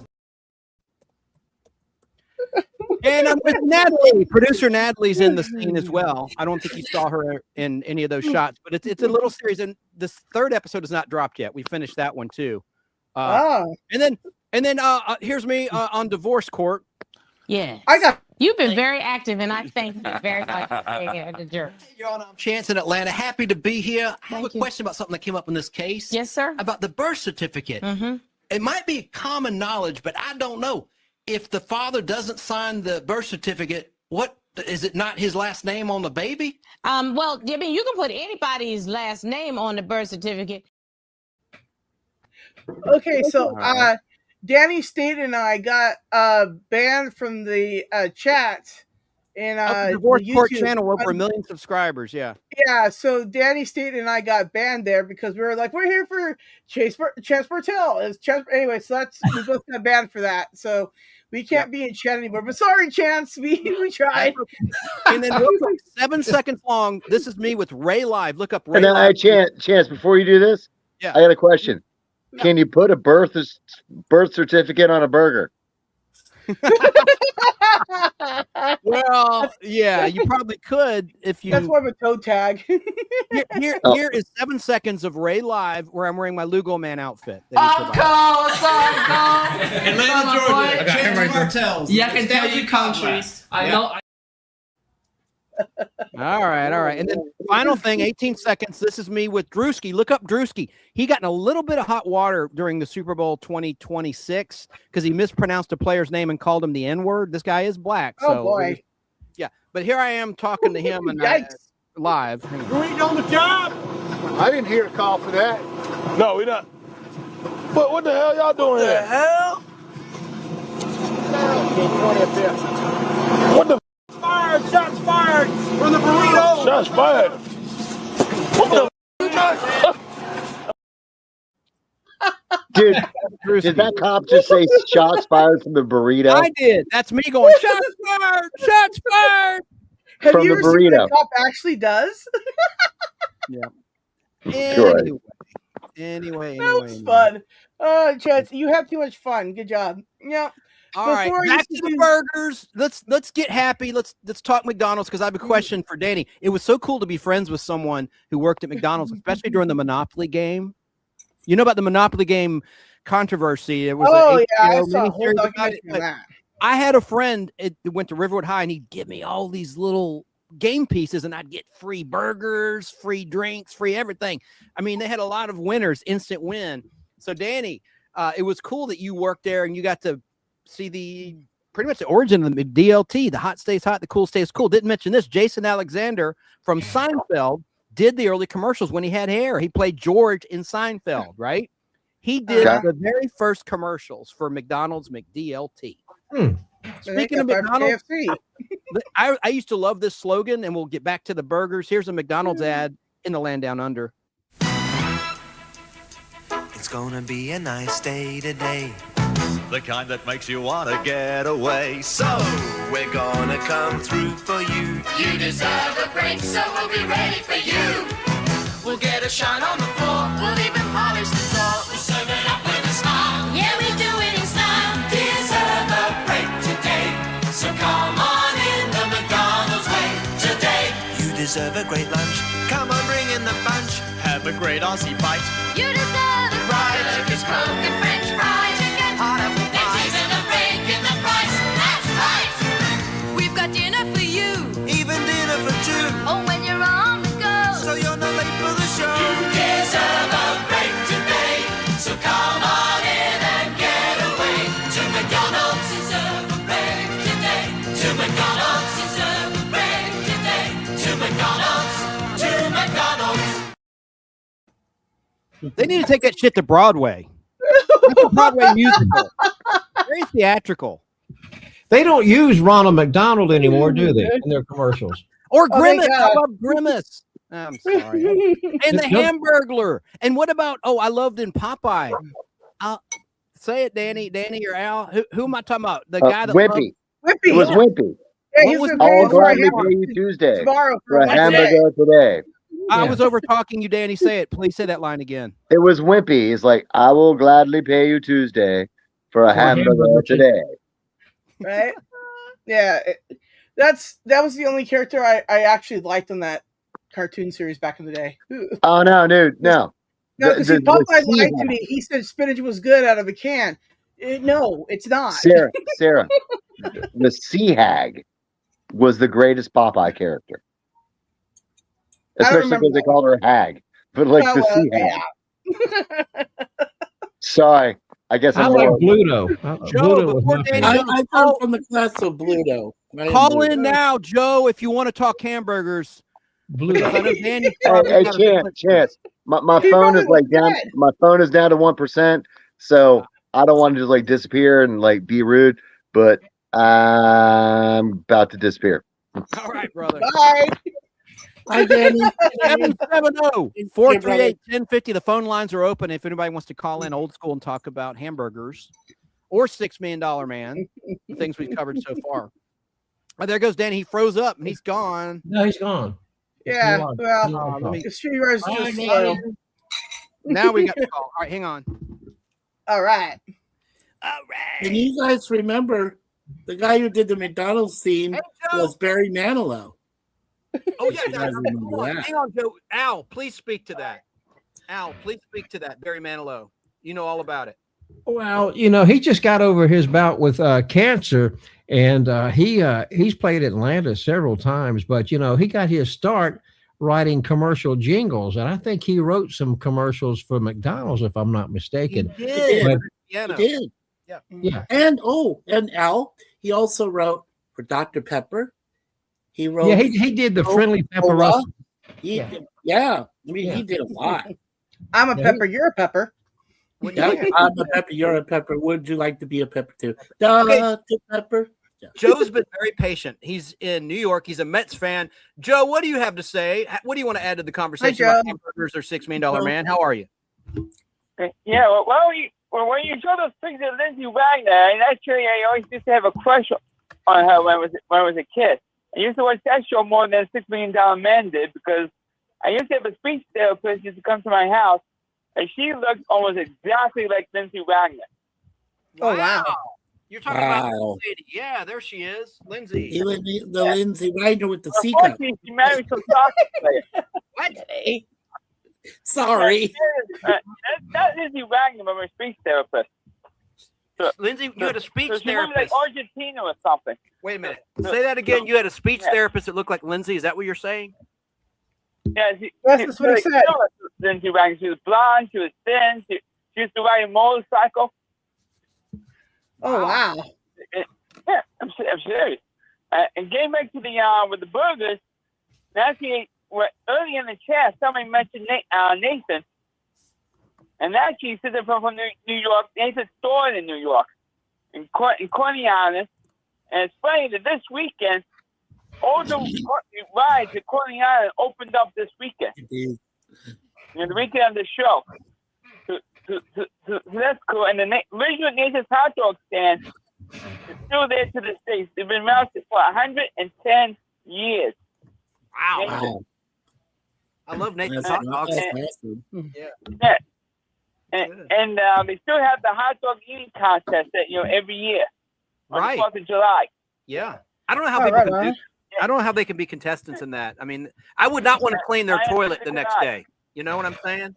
I would not want to clean the winner's toilet. Oh yeah, no. And they do have Or the loser's toilet. Like, I don't want to clean anybody's. Right? And you don't want to be in there after the contest. I can't speak for experience, but it's true. And the burgers and Nathan's, everybody talks about the hot dogs, but the burgers are just as good as the hot dogs are. Well, that's good. I didn't know they made hamburgers. That's a very interesting point. I'm glad you called. Hey, Joe, by the way, thank you. Yeah, Joe, can you hear me? Yeah, Joe, thank you for the update on the Blue Jays. Thank you, brother. Appreciate that. No problem, Mikey. Well, my team is now losing in the 10th inning, 1-0 to the Pirates. Well, look what the Yankees did to my Giants the first 2 games down there in San Francisco. What the hey? What happened? They couldn't score a run. What can I tell you? They couldn't hit water. They fell out of a boat. You mean if they fell? You mean if they fell into the cover cove? They could hit more if they fell in the boat. Oh, I love that. No, I can't. No. The cove. I think all the baseball info in the book, right there. That's why you're not near water. Yeah, Joe. That's why they're not near water.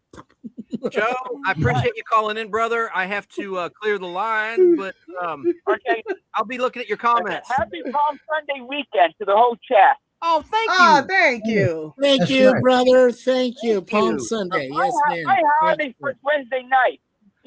For Passover. My holiday. Passover. Well, I ain't gonna be so stupid tonight. Otherwise known as Moses. Moses. Okay. Let me tell the story and I get off the phone. When I was in Hebrew school, my Hebrew teacher was saying, Moses is so smart. I said, oh, yeah? If he was so smart, how could he walk you around the desert for 40 years? If he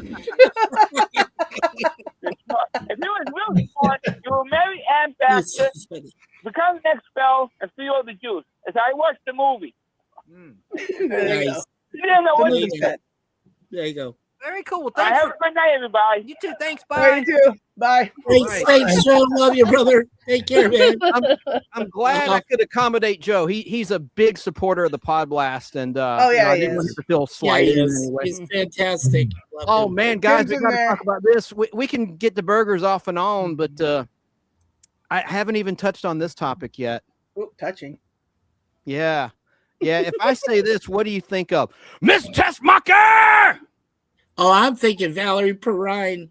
Oh, you know. And what are you thinking when you hear, "Hello, hot pants. What do you have in? Do you have your license and registration in there for me?" From Cannonball Run. Oh yeah, I loved her in Cannonball Run. Oh, she's the trooper that caught them. That caught Adrienne Barbeau and her pal. That's right. Yeah, I mean, I remember her, of course, from Superman the movie and Superman 2, which were shot at the same time. Her scenes were directed by Richard Donner when he was directing both those films at the same time. Yeah. But I have some clips I'm going to share. Go ahead. Which will probably get my stream suspended. Hopefully not. I tested the copyright earlier, but I'm going to try. I'm in good standing. I'd like to keep it that way. No. I think it'll be all right. But I just want to say, I did test it. I'm not just saying that. I know, Chris. I'm just giving you a hard time. About Valerie Perrine, I want to say heartfelt rest in peace to voluptuous Valerie Perrine, who is best known to the public as the original Miss Tessmacher in Superman the movie, which was released way back on February 15th, 1978, and in its sequel, Superman 2 from 1980. How old was she when she passed? 81. I'll tell you. She was 82. 82? 82. Wow. So Superman 2 was released in the U.S. later than anywhere around the world. It was released in 81, but it was released in 80 because they wanted it to be a summer release. Yeah. And so anyway, but Valerie Perrine was born on September 3rd, 1943 in Galveston, Texas. And she was born as Valerie Ritchie Perrine. Her role as Honey Bruce in the 1974 film Lenny, she won the BAFTA Award for Most Promising Newcomer to Leading Film Roles and the Cannes Film Festival Award for Best Actress, and she was nominated for the Academy Award for Best Actress for her role in Lenny. I'm just going to show the trailer to that film in just a moment. While living in Las Vegas, Valerie Perrine became engaged to a gun collector and importer of guns named Bill Harmon, who died in a gun accident in January 1969, just 1 month before the scheduled wedding. Also in the year 1969, check this out. This will blow your mind, Al. Also in the year 1969, Valerie Perrine began dating Hollywood hairstylist Jay Sebring. And he invited her to a little dinner party in Benedict Canyon, Los Angeles. But she found someone to work for her that night. But at the last minute, that person got sick. So Valerie had to be a no-show for the dinner party. And it turned out the dinner party she missed was the one the night The Manson family murdered 6 people. Oh. And there you go. Sharon Tate, including Sharon, a pregnant Sharon Tate, by the way. Including Sebring. The guy who invited her got killed. She would have been dead. Right. Yikes. So Valerie Perrine was diagnosed, sadly, with Parkinson's disease in 2015, and she underwent dental surgery in 2017 to restore her teeth after they became damaged due to the medication she had been taking for her Parkinson's disease illness. Last thing, wow. I'm sorry, Mikey. Right. Hang on, Mikey. She was 82. Valerie Perrine died in her home in Beverly Hills at the age of 82 back on Monday, March 23rd, 2026. Sure. And also for classic TV sci-fi fans, Valerie Perrine acted with Bill Bixby, David Banner in The Incredible Hulk show way back in 73, 5 years before the Hulk TV movie debuted in November 77. But in 73, she was in something called Steam Bath with Bill Bixby, which is a teleplay. And she acted with Lee Majors himself, the $6 Million Man, in the film Agency, which also starred Robert Mitchum, which is on my channel, The Nostalgic Pod Blast. It's from 1969. Yeah, Chance, can I give a quick shout out? And I hope I don't sound morbid, but the day before Valerie passed, it was like, you know, God takes everybody in threes. One of my best friends, who I won't say his wife's name, passed away in her sleep on Sunday, on the 22nd. And we also lost one of our best YouTube creators, and I will say her name, Miss Yvette. So I want to give a shout out to Yvette and my friend Sci-Fi Nation's wife. Good, you got it in. You got it in. Sunday. Let's look at a little bit of the trailer of Lenny from 1974. Yeah, okay, Lenny. Ladies and gentlemen, Lenny Bruce.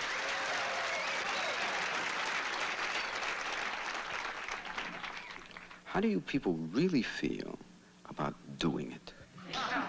Isn't that about the dirtiest thing we could do to each other? He was a comic, a cynic, a satirist, a criminal, a genius. You don't have to applaud. Really, it's really weird. It's enough that you're just listening. You know, it's so strange. I used to get fired for doing this. And, like, now I'm getting a following, right? He was called funny, filthy, honest, obscene, brilliant, sick. Work clean, Lenny. Don't resort to using dirt. Time magazine called him the sickest of them all. Everybody's going to be warned about you. You're finished. Finished in show business. Oh, no, not that, not that. The New York Post called him a kind of prophet. No, man, I'm just a comic. You certainly have a great deal of social impact. Ed Sullivan described him as dynamic and original. We all want for a wife a combination Sunday school teacher and $500 a night hooker. Hot, honey, holla, let's hear it, everybody. Dorothy Kilgallen said he was a brilliant, moral man. Don't you want to tell me about the Chinese chicken club? You didn't know I knew that, did you? I don't want to play this stupid game. Playboy called him the most controversial comic of our generation. I am totally...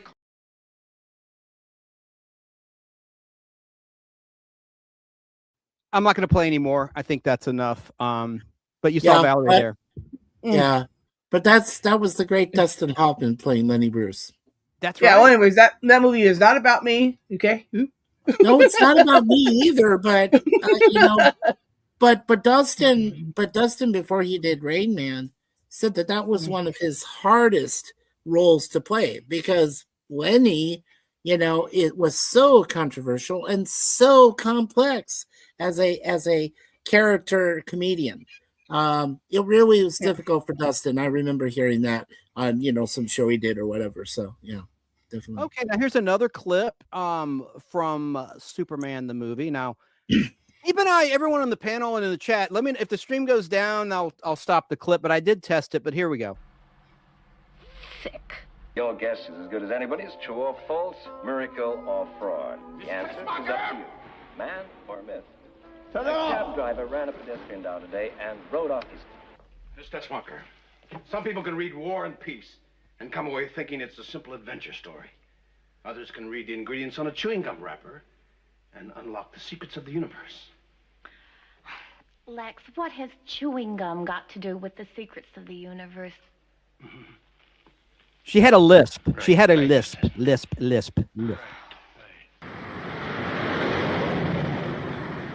Ready, Mr. Smucker? Extended scene. This is an extended. Have you ever tried running in high heels?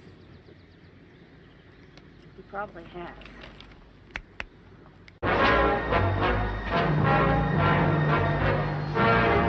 Larry Hagman cameo. Yes, I know. Pretty bad.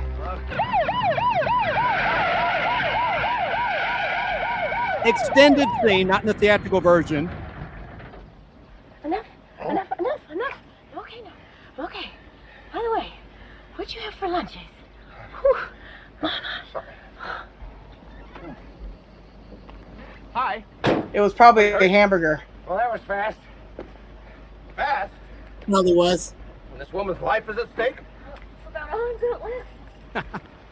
It's just a shame that now in this frame, Hackman, Perrine, and Ned Beatty are all gone. Get a stretcher. Get a stretcher. Get a stretcher. Get a stretcher. Come on. R.I.P. Get a stretcher. Anything I can do? No, I think you've already done it. Oh, yeah? Oh, sorry. She's going to be all right. Oh, yeah. It's not too good. Miss I don't think it's sorry. You've done very well. I've done very well. I said that.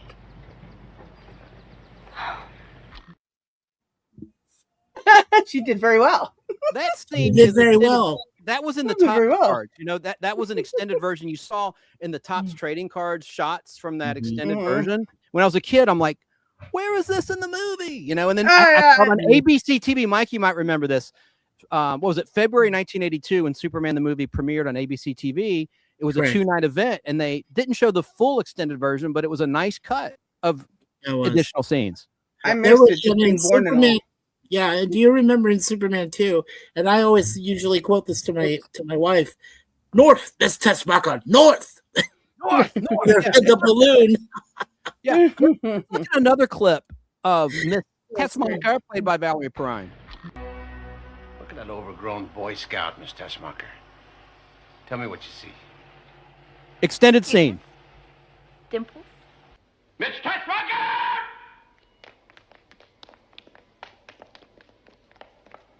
Yes, Lex? Lex, my mother lives in Hackensack. Not anymore. Miss Tessmacher. Miss Tessmacher. Please. You can't. Yeah. You can't just stand there.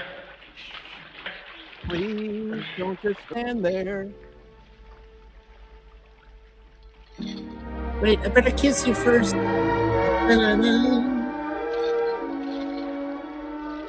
Why would she want a mortal kiss when she could have an immortal Why did you kiss? kiss me first? Right? I didn't That was think your it'd be favorite later. memory. Thank you, Miss Tessmacher.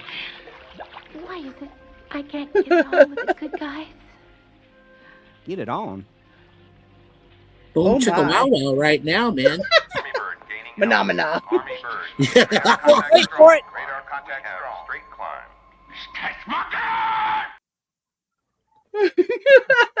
Oh, I mean, give it up to Superman. He saved her mother in Hackensack, New Jersey first. That's a true man. If I In an if I extended ever saw scene, one. it went full circle, right? In the theatrical version, she saved him, as we saw, with the kryptonite necklace. She gets rid of it, saves his life. And then he saves her from Lex Luthor in this extended scene where he has her strung up. He has creatures in a pit that we never see, unfortunately, that are going to devour her. Let's watch this great extended scene at the very end of Superman the movie. I can see the judge's eyes as he handed you the prize. I bet you made the cutest bow. Ah, you must have been a beautiful baby. Baby. I can't sing. Lex, you can't do this to me. Why? Lex, why?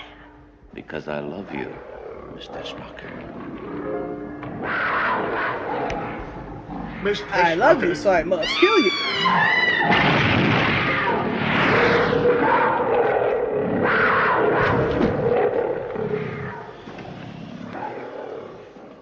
Great By the line way, here. Miss Tessmacher, your mother sends her love.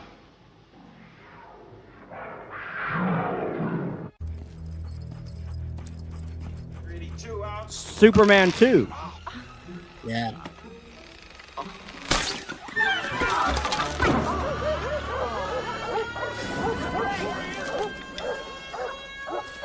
an additional scene from the Donner Cut. Hey, similar dialogue, but it's a little bit different.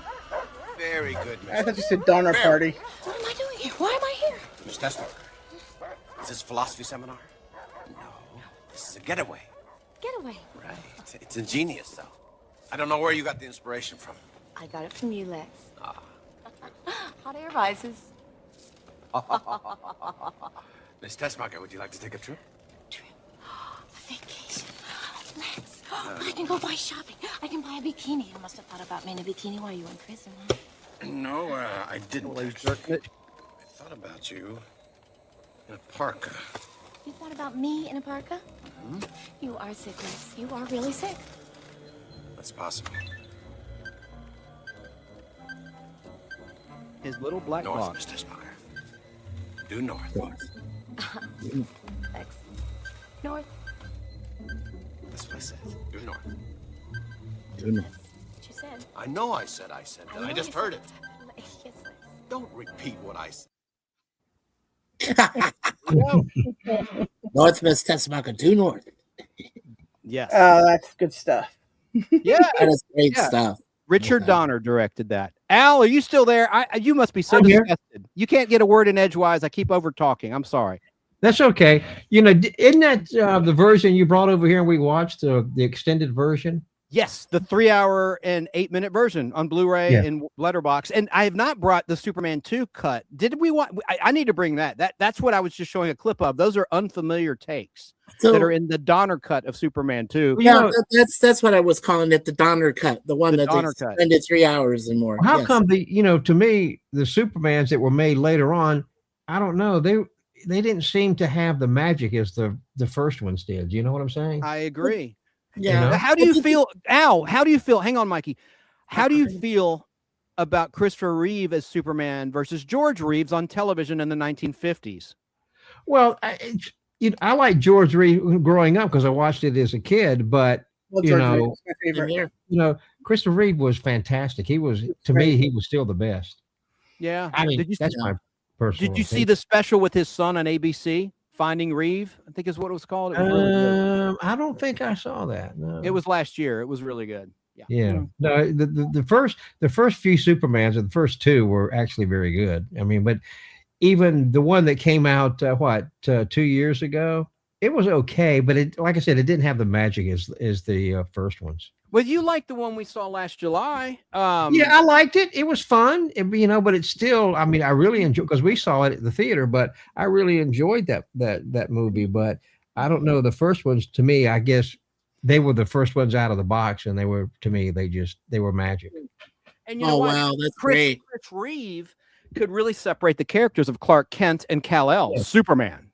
He Right. really separated them better than anyone I've ever seen, because George Reeves was kind of the same as Clark Kent and Superman. Would you not agree? That's true. True. There's the that we got. Yeah, when we saw it. I wanted to ask a question of the panel in the chat real quick. So there have been a few Supermans, like we mentioned. There was George Reeves. We had Christopher Reeve. We had Brandon Routh. We had also Henry Cavill.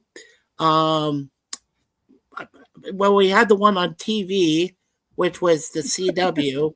I think you had Smallville. Don't forget Smallville. Don't forget Superboy. Smallville, yes. Tom Welling. Tom Welling on Smallville, yes. Superboy before that in 1980. It had two actors, Gerard Christopher and help me out here. Who was the other Superboy actor? Look it up, Mikey. You're good like that, please. Okay, I'll look that up. I know it. It's on the tip of my tongue. They actually made Max Fleischer. They made Superman cartoons that were fantastic. Remember those were well done. Those were well done cartoons, and they ran 5 and 6 minutes apiece. Al, don't forget Kirk Allen in the Superman movie serial of the 40s. Kirk Allen, yes, the black and white, yes, that's true. But I met Kirk Allen a chance at a film festival here in Atlanta one time. Oh, you did? Yeah. Wow. Yeah. He had a cameo in Superman, the movie, Kirk Allen did, in a cut scene where he's Lois Lane's father on the train, watching a teenage Clark Kent outrun the train. Okay, so John... I think I remember that from something. Okay, so John Hames Newton, that's Haymes was his middle name. He played Superboy in the first season of the 1988 to 92 TV series, and then Gerard Christopher took over the role from the second season on through the end of the series. That's right. Yes, he did. Yeah. Now, guys, shall we play a game? Would you like to play a little game? Okay. It requires everyone on the panel to close your eyes when I play the clip. Here's why. This is called the logo game. Now, Al knows, and we all know, everyone on the panel, Sara, Mikey, myself, there would be a logo for either a production company or a distributor or a studio at the end of most television shows, even to this day, when you can see credits. These days, credits are crunched if they have credits at all. And I don't like how on streaming, it automatically jumps to the next episode of a series and won't let you watch the credits unless you select that option. Well, you know, you can, like on Netflix, you can select it from their website, but it'll say at the top left, it'll say back. And all you got to do is arrow up where the credits are playing small, and you hit enter, and it makes them full screen again. Mm-hmm. So you can see the credit. I agree. Now, let's play our game. Now, what I'm going to do is play a clip of a logo. And it's an audible clip for the listeners, right? I want you to close your eyes because you'll see it. The way I have this set up in StreamYard, everyone on the panel will see it, and it gives away the answer. Al knows all these frontwards. Al's going to know them. But let me just start with this. Just tell me, what company is this a logo for? Close your eyes. I'm going to play a clip. 9 seconds. Just close your eyes. Don't cheat, panel. Mikey. All right. I'm watching. Here's the clip. And I happen to know this is one of Al's favorite logos.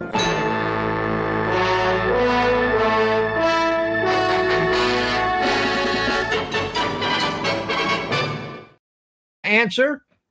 And were you closing your eyes? I didn't see anyone close their eyes. My eyes are closed. It's review from Universal Pictures. Oh, you're close, but it's a Shamley production. Well, no, but it's on all Universal products. They distribute, you know, like on Alfred Hitchcock. It's at the end of Alfred Hitchcock Hour. It's at the end of a lot of shows. But it was, you know, later on that logo became Universal. Remember the end you'd see Universal logo at the end. It's the same company, even though it said Smiley. It was a Universal company. MCA Universal. And here's a Universal. Yes, they put it at the end of Thriller, Boris Karloff's Thriller. Yes, that was a Universal production. Let's listen to it again. I think even on Leave It to Beaver they had this, or was it Dennis the Menace? Well, you know, when I worked at Turner, when we had all those shows, they all came from Universal, and you know, but Universal, that Review was their logo. That was their logo before they used the Universal with the globe at the end of shows. That's right. Let's listen to it one more time.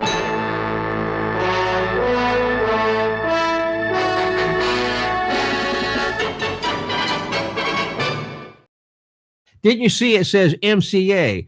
Well, see, Music Corporation of America owned Universal Pictures. That was the same company. That's why it says MCA.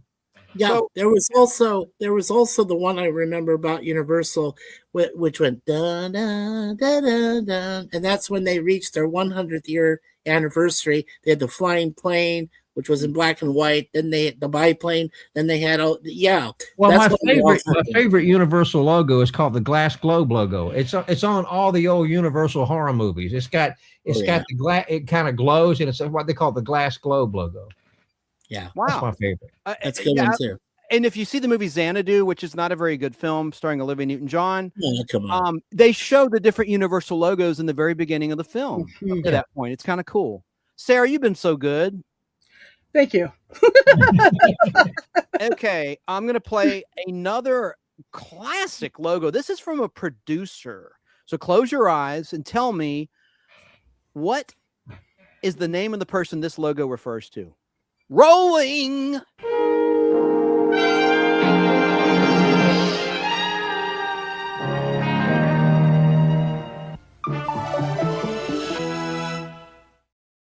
I know. That was a twofer. But the first one was after A-Team. It was Stephen Cannell. Yes. Yes. Cannell. Yes, That's Stephen J. Cannell. He's at the typewriter. Yeah, he's on those the papers in there, and it forms a C. Sorry, Yeah, sorry, Ted, go ahead. I used to like that logo when he pulled it off the typewriter. Yeah. Yeah. Oh yeah, like I said, he was after the end of A-Team, right? And my mom, because I have dyslexia, so she was like, and there's that guy. See, you could be a writer too. I am not a writer, but I'm on YouTube. All right. Nice. All right. Oh, also, you said it was a twofer. The other one was Columbia Pictures. Yeah, that's right. And speaking of Columbia, Al, well, I gave it away, so I will play Columbia. But what did Columbia become? Who took over Columbia Pictures? Well, Sony. There you Sony go.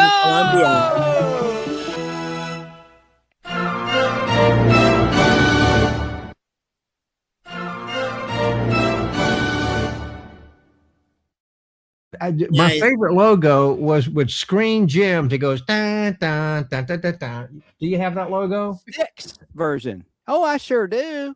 Yeah, that was at the end of a lot of TV shows, and they also had Screen Gems had the Sticks logo instead of Screen Gems television production. That was on Flintstones, for example. Genie, Bewitched, and I love the classic Screen Gems. Dun, dun, dun, Yeah, dun, well, that was first. That was first, and then it became the Sticks logo. Right. I'll play those, but let's do another one. This is one I play on the show quite a bit. I love this. This is from a distributor.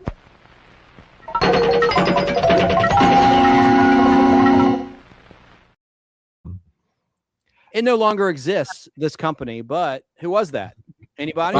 It was Viacom. Viacom had several logos over the years. They played Viacom, didn't they, for Mary Tyler Moore Show? Yes, they did. They also Viacom distributed the Beverly Hillbillies. I mean, My Three Sons. They did My Three Sons and the Turner Years. Yes. Well, what happened is I think Paramount owns them now. I think Paramount took over the Viacom. CBS Paramount. Paramount Viacom. Yeah, Paramount Plus. Yeah. They took over Viacom. They did. Yes. I've got some Beverly Hillbillies and 16 millimeters still got the Viacom on the end. Nice. No way. Yeah. Mm-hmm. Well, that's nice. Yeah. Chance, can I ask you a favor? Do you have the MGM UA, the introduction that always came before a James Bond film? No, but that's a good segue. We can do that when we segue into our final topic. We've already gone 2 hours. Gerry Anderson's UFO.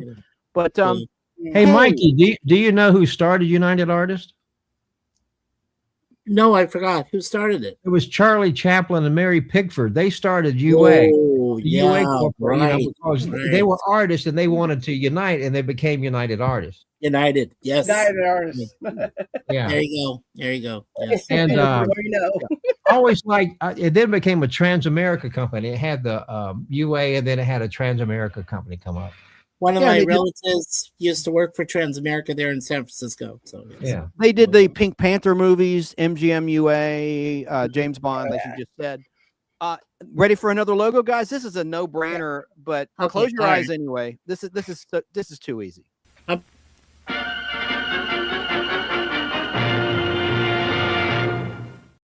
Fox has always been my favorite logo on movies and on television shows. I like the old Fox fanfare where it had CinemaScope and the orchestra, but that's my favorite logo of all time. I used to love it when I got the remastered. This is where I remember the first from when I got the remastered videotapes of Star Wars, right? Mm-hmm. Which were just terrible. I was like, why would you do this to it? Anyways, that's another story. But the THX sound right after the Fox intro. Yeah. Oh man, we had a really cool system at the time, and it just sounds so good, right? The doom, and I'm like, the THX logo was nice and loud. It was great in the theater. Yes, it was great. I loved it right after that, right? It was just and I was like, yeah, I'm gonna watch this, and then that's what happened, and then I don't know. Anyway, it was great on Laserdisc too. And they had the Skywalker sound, George Lucas's sound system. Yeah. And Tracy is right. That was Douglas Fairbanks Sr. that was with Pickford and Chaplin. Yes. Yeah. And Mary Pickford was in on it too, I do believe. That's what I said. Pickford, Chaplin, and Fairbanks. Yeah. I have a later version of the Fox logo that's not such a favorite of Al's or mine, but I'll play it anyway. Oh, you play it.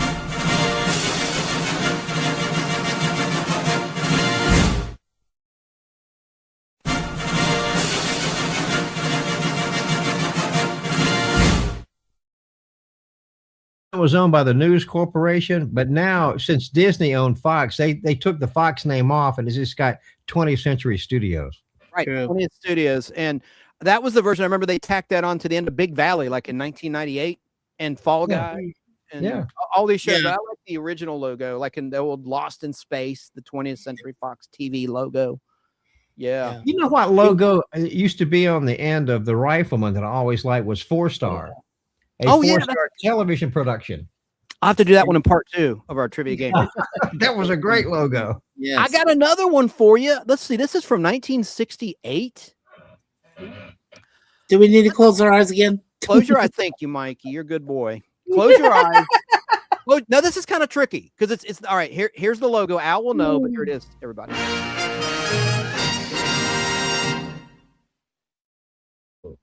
I'll let Mikey go.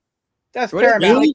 I was only 3 when that came out, so but it's Paramount, right? Yeah. Okay. Yeah, that was at the end of Star Trek season 3 because it was trivia. What was the logo on Star Trek before Paramount?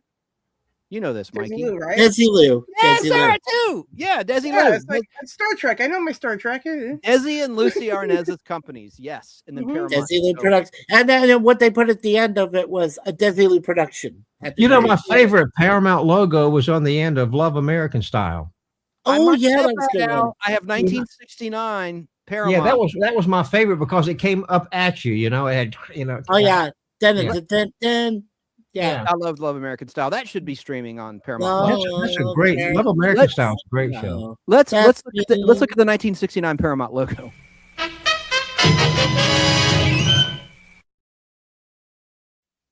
That's not the one you're talking about, but that is from 1969. They had a couple different versions in 69, right, Al? Yeah. Yes. It was owned back then by. I was trying to remember what Gulf Western owned them, right? That's right, and it says so right on the logo. But I like this version. I want to play it one more time. The 1969 version.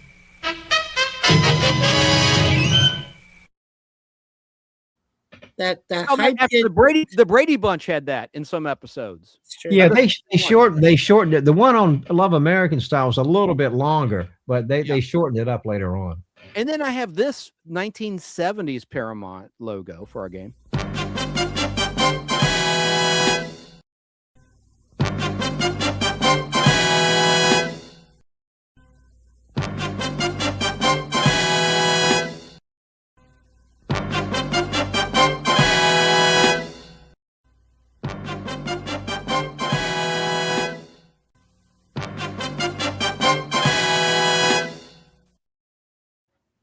Every version of it. The record didn't skip. You're probably having a flashback to the days of the phonograph record when the record skipped. No, I just want to. I was not. I gotta tell you, I gotta tell you guys, my favorite opening of all time was 20th Century Fox, and you see the car going and crashing, and you hear Burt Reynolds' voice go. That was on Cannonball Run. Yeah, it was. Yeah. That was the animated. That's my favorite opening. Yeah. That was clever. That was very clever. Yes. I have one I can't even play because there's nothing to it audibly. The 1970s Warner Brothers TV logo. You would just have like the end title music of the show. It was like Alice or the Dukes of Hazzard would play over it, and maybe you'd hear an actor's voice or something. You know, Warner Brothers used to be owned by Kenny Shoes. It was a Kenny company. Yeah, I was going to say it was a shoe company. Yeah. But remember how the Warner Brothers in the 70s, nice big red logo, but there wasn't music to it, right? It would just have you'd hear the end title music of the television show that it was distributing or owned. Yeah. Yeah. Right on. I always enjoyed when, the big WB would come at you with the Looney Tunes and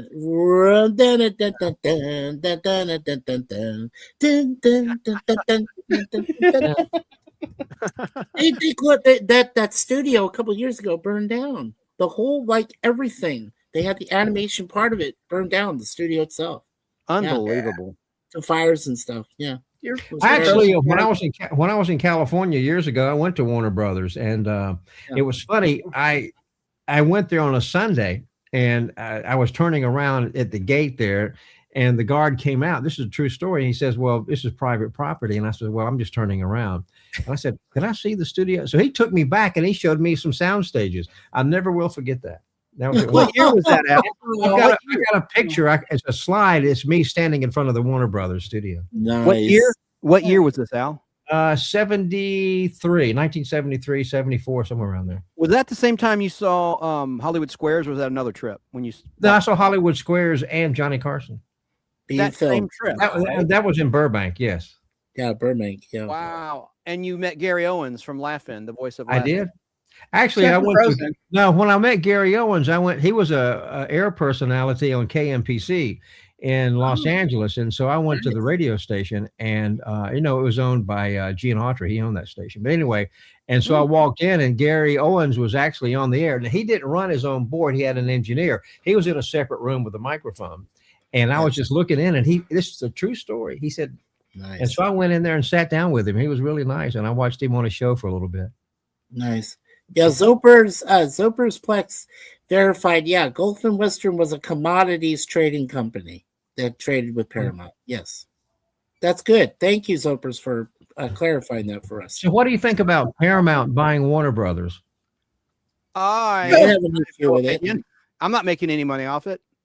No, I know. Neither am I, but I don't have an issue with that. No, actually, I'm cool with it, Al. I'm cool. I'm okay with. I had rather Paramount pick them up over Netflix because Paramount is actually a film studio and Netflix is really a streaming service. I mean, they do make movies that hit theaters for a couple of weeks, but Paramount, I think, is the best suitor for Warner Brothers. Mm-hmm. Well, Al, this next logo is for you. 5 seconds.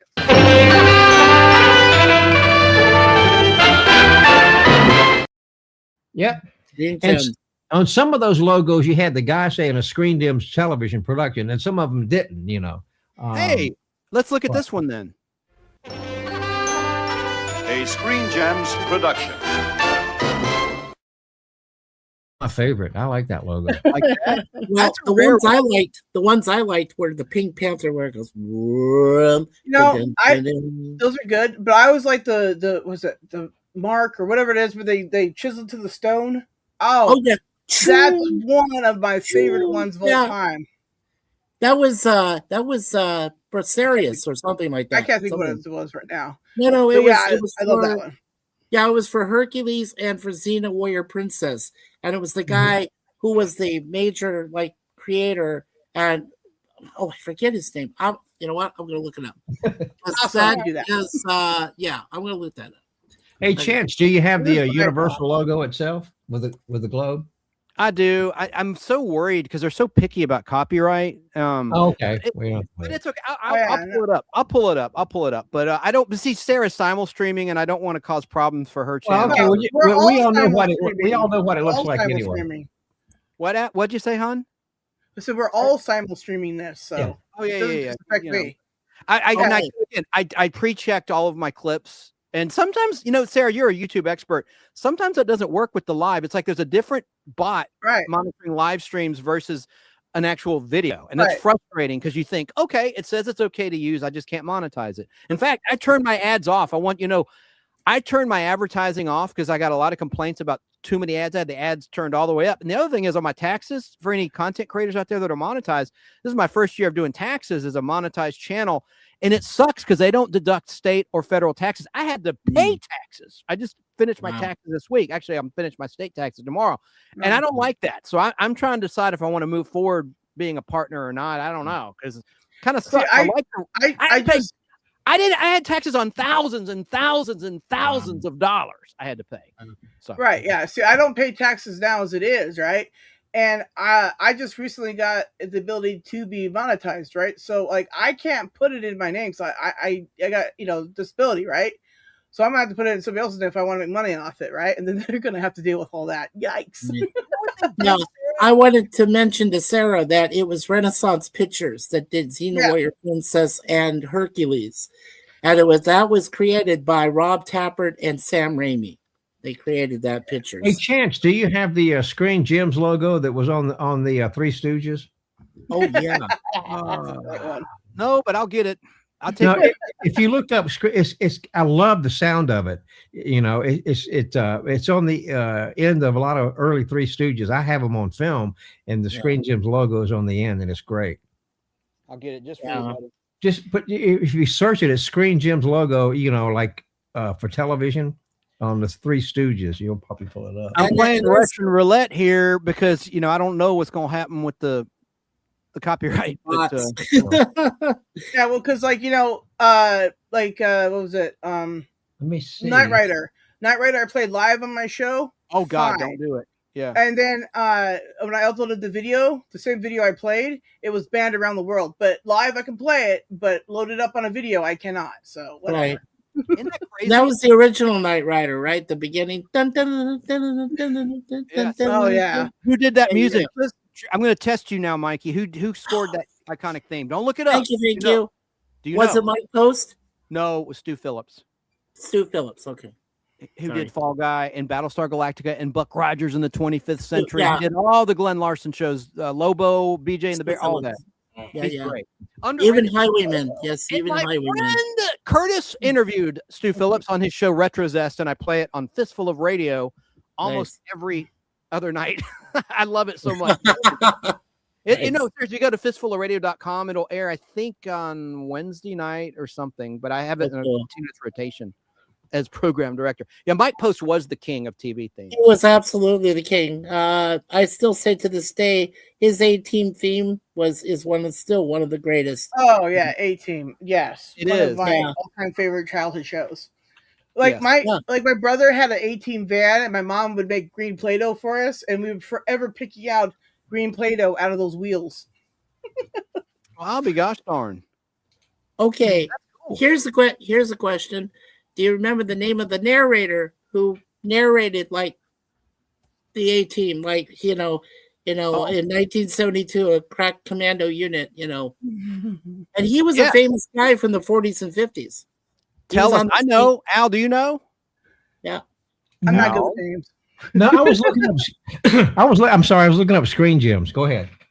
Okay, his name was John Ashley, and he had appeared on the Beach Blanket Bingo movies along with Annette Funicello and Frankie Avalon. And he was the narrator. He was not credited because he didn't want credit for it, but he narrated every opening until season 5. When season 5 and Robert Vaughn and Frankie. Yeah, I don't really know what happened there. I was like, 18 seasons well up until here. And I was like, well, I mean, it's mostly so watchable. I've seen them. You had to mention Robert Vaughn because now something else had spurred a memory, and I forgot to say it then. We're talking about Superman 1 and 2. Right. For 3. Superman 3 had something with Robert Vaughn. He played the villain, right? He was like he was a greedy character, right? Yeah. How about the scene with the supercomputer that Richard Pryor's character develops? It's kind of scary in the age of AI because we hear about how much power AI needs. And if you remember, when that supercomputer is going haywire, it starts just sucking all of the power out of the power lines around the world, creating a huge blackout. Right. And I remember Pryor's character going, it wants to live. That shit's going to happen in real life if we're not careful. I think Superman 3 might be more prolific than we ever knew. Amen. That's because crazy. It became more sentient. And it turned that one woman, right? Chance turned that one woman, his sister, into a robot. And Vera. Yes, Vera. That gave a lot of people nightmares. Hey, here's a Screen Gems logo from 1955. It's 10 seconds long from a Three Stooges. I hope there's no problem with copyright. Rolling.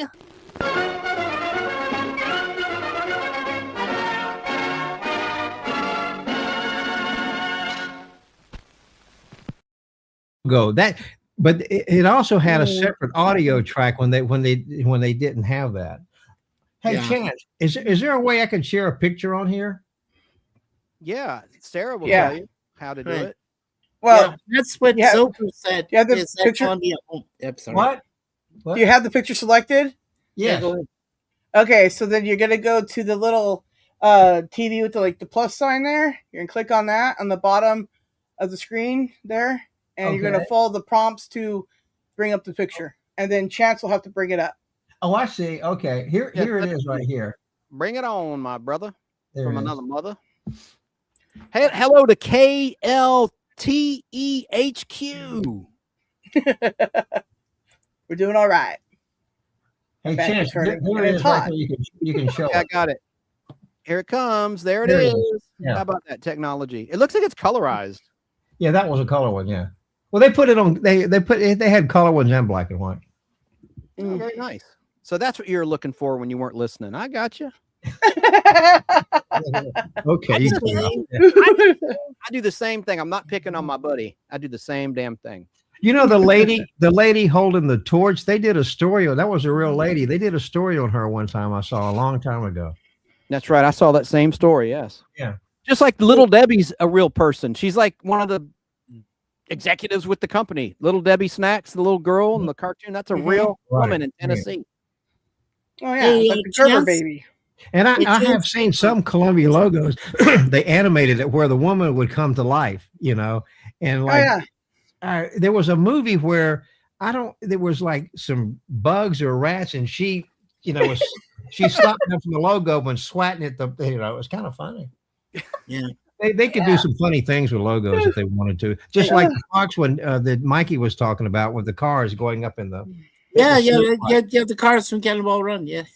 And they knocked the searchlights out, remember? Yeah, the searchlights, yes. Al, now you're making me think of another movie I hadn't thought about in years, Pleasantville with Tobey Maguire. It was like part black and white and color. That was a cool movie. It was one of John Knox's last movies. Yeah. That was a good movie. Yeah. That was very offbeat. Hey, Chance, can I share one for you? I just found I love this logo now because it's my favorite one now. It's only 16 seconds long. It is the MGM 60th anniversary logo intro for James Bond for 60 years. I want to go ahead and share that if I may. Yeah, send it to me and I'll play it. Oh, absolutely. I'll share it to you. Is it ready? Okay. Yeah, here we go. We'll hit share. There you go. And I'll hit the play. Let me know when you're ready for the play button. I'm ready. Go for it. Okay. Let's go.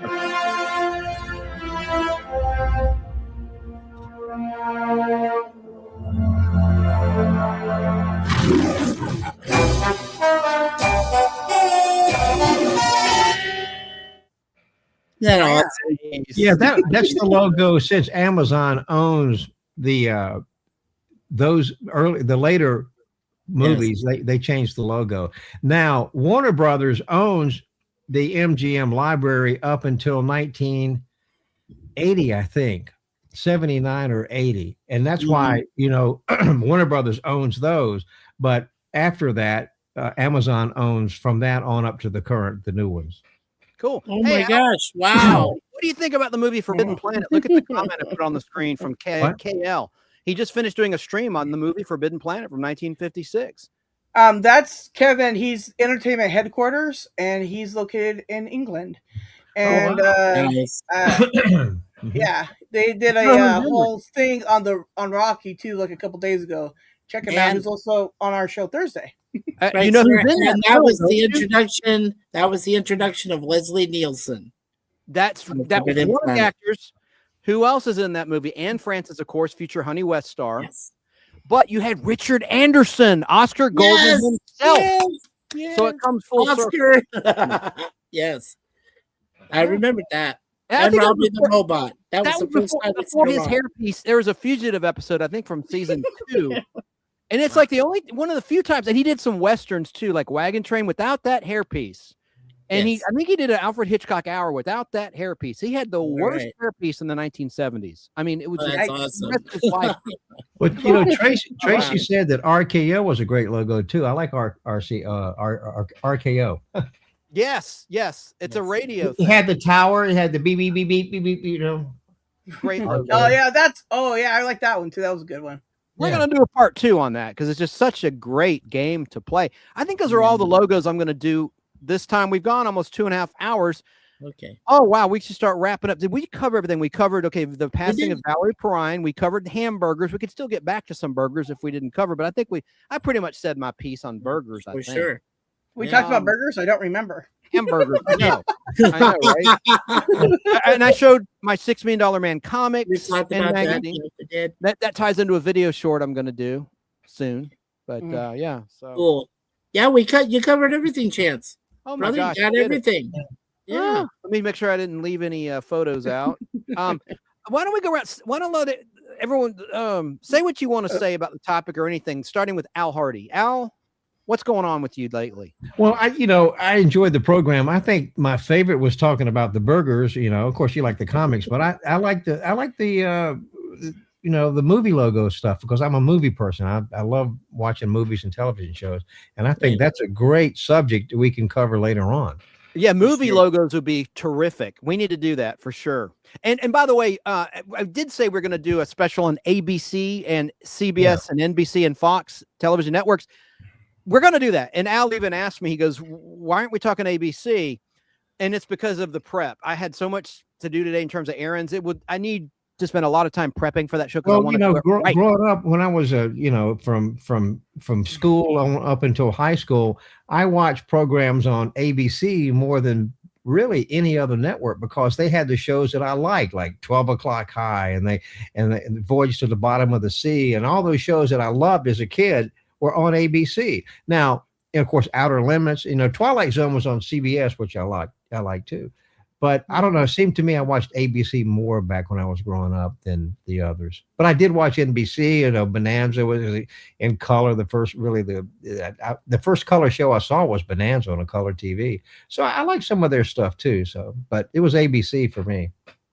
Right, and we're going to talk about that at length, hopefully next week. But that's still on tap. When we did our very first pod blast together, Al, back on June 15th, 2019, which was a Saturday, I said, we're going to do a show about Lost in Space. We're going to do one about game shows. We're going to do one about the honeymooners. I didn't do a Lost in Space show. Well, we years later, until like in the last year, for the 60th anniversary of its debut in September 1965. But you did. Well, if anybody wants to go back in time and look at my channel or Chance's channel, The Honeymooners was one of my favorite episodes we did. That's right. So what were you saying, dear? I didn't mean to cut you off. I was okay. I didn't mean to interrupt, but I was just going to say, you waited 6 years to do that, but you did 2 shows on Superman. It was amazing. That was great. Oh, and I also, and Chance and panel, I want to mention, because I'm covering Get Smart, the very first and only black and white pilot episode, which featured Michael Dunn, who played Mr. Big, premiered on September 18th, 1965, 4 days before I entered this earth, giving my mom a 23-hour labor pains. Oh, wow. Okay. 23 hours. Wow. 23 hours. Yeah. And I got to say thanks to Sara. She put together, she gave me 3 cool thumbnail logos, including this one. Sorry, listeners, that's on the screen now. And that's the one I used for Chance acting demo because I'm airing this on both of my YouTube channels. But I think that one's really cool. Sara. Did Sara do that? Yeah, Sara did that. Sara, that's good. That's nice. Oh, thank you. I didn't even ask. She just sent it. Well, that's why I asked if I could put it on my channel, because if so, I was going to make a thumbnail, because I didn't have time to make ones that I normally do where I take a bunch of pictures of the stuff we're going to be doing. I just didn't have time for that. So I had credits. I had credits, and I went and used whatever Chance said as the prompt to make this, and I made 4 of them. The 4th one was useless because it wasn't even spelled right at all. Well, the AI didn't make Valerie Perrine look like Valerie. There was a Lee Majors image in one of them that looked nothing like Lee, and then Valerie. But also, I see here there is a little mistake. I'm not complaining because I love this, but that's AI. The $6 million man. Right. Yeah. Well, anyways, that's AI for you. It takes spelled words correctly and just says whatever it wants. That's why. One of those things that I drop around in chats a lot is, gibberish that says Lee somebody, is a quote. I said make an inspirational image, right, of a person sitting on the cliff with their arms up. And it did that, except for it then it took no words and made gibberish, and then fine, whatever. Now I have a quote from what? Yeah, and Sara, I loved what you did to Gerry Anderson going per Turson. God Blightus. We haven't talked about Gerry Anderson's UFO. There's not much to say because I want to do it right down the line, but Al has some film prints of that, or like the opening credits to Gerry Anderson's UFO, which was a great sequence, right? Yes. Mm-hmm. I have Sara. Sara, I need to. maybe sometime you can help me create an opening for my show with like film stuff. You know what I'm saying? Yeah, sure. Hit me up. You know how you have all my ways to get a hold of me. Yeah. Well, because I see when you do stuff, you use like the film. You can see the little scratches and stuff. It's kind of cool, you know. Yeah, I have those on my InShot. Like I said, I pay for it, so it updates regularly. We did lose. Yeah, Joe is reminding me. We did lose the bald-headed principal for the Back to the Future trilogy. The one that said, "You're a slacker. You're a slacker." To Marty Look, McFly. I may be a slacker, but I get my stuff done. Okay. That's right. Yeah, right. I dare him to say that to God up there in heaven. You're a slacker, God. Yeah, I'll have to remember that line. Mikey, now Sarah, I introduced Sarah to Space 1999, and she's enjoyed it. You did? Very well. Nice. Oh yeah. It's my new drug. I watch it often. Shout Studios was doing live streams a couple of years ago. Wish they would do it again. Space 1999. Oh, they still do. They still do. If you watch it on YouTube, Shout Studios every once in a while will do an endless loop of all of the episodes from Space. It hasn't done it in like 2 years now at this point because the numbers were strong, and then they just started dropping off, and then they started putting other stuff up. They rotate their stuff, but they do have on the playlist all of them there, so you can watch them anytime you want. Right. And also, there's streaming sites, free and paid for, that have them. So, Gerry Anderson's UFO was the precursor. When Star Trek got canceled, that's when UFO began over in England, because it started production in 1969, right when Star Trek was ceasing production. And it was just such a great show. There's only 26 episodes. Doesn't matter. Yeah. They're all so good. And there's even some that has real Beatles music. The song. The guy, the guitarist, I wish I remembered his name, but the guy that did the solo, the guitar solo at the beginning of Space 1999, where it goes, Very Gray. Very Gray. Hey, Chance, I think I told you this story before, but when I worked at Turner, we carried Star Trek, and we had it on 16 millimeter film, and Paramount sent. We didn't library the prints. They would send 5 shows a week, and so then we'd have to return them. But anyway, one of the episodes they sent in the 5-pack was in Spanish. You did tell me. No, it was in French. Oh, I'm sorry. It was French dialogue. So I called Louise Wilhite. She was the lady at Paramount that I worked with, and she worked in the distribution department for television. And I said, one of the prints you sent was French soundtrack. She says, "Oh, okay, I'll send you the English version." And I said, "I'll just send this one back." She says, No, you can just destroy it. We don't need it." So I kept it for a long time, but I don't know what I did with it. I think I've traded it or sold it over the years. But I mentioned it in the I did mention it in the chat. His name was James Tolkien, and he passed at age 94 2 days ago on March 26th. Aw. Yeah. His name was Tolkien. James Tolkien. Not a token. Tolkien. You must be joking, Token. Maybe it was a TV show. I think it was like a Norman Lear show or something. I don't know. Danny Staten's brain is melting. His brain is dead. I'll have to restart it later. Poor Dan. Brain, what is brain? Right? UFO. Getting back to the UFO, those were like a James Bond movie. It was, in fact, you heard some of the same sound effects from James Bond. Ian Productions.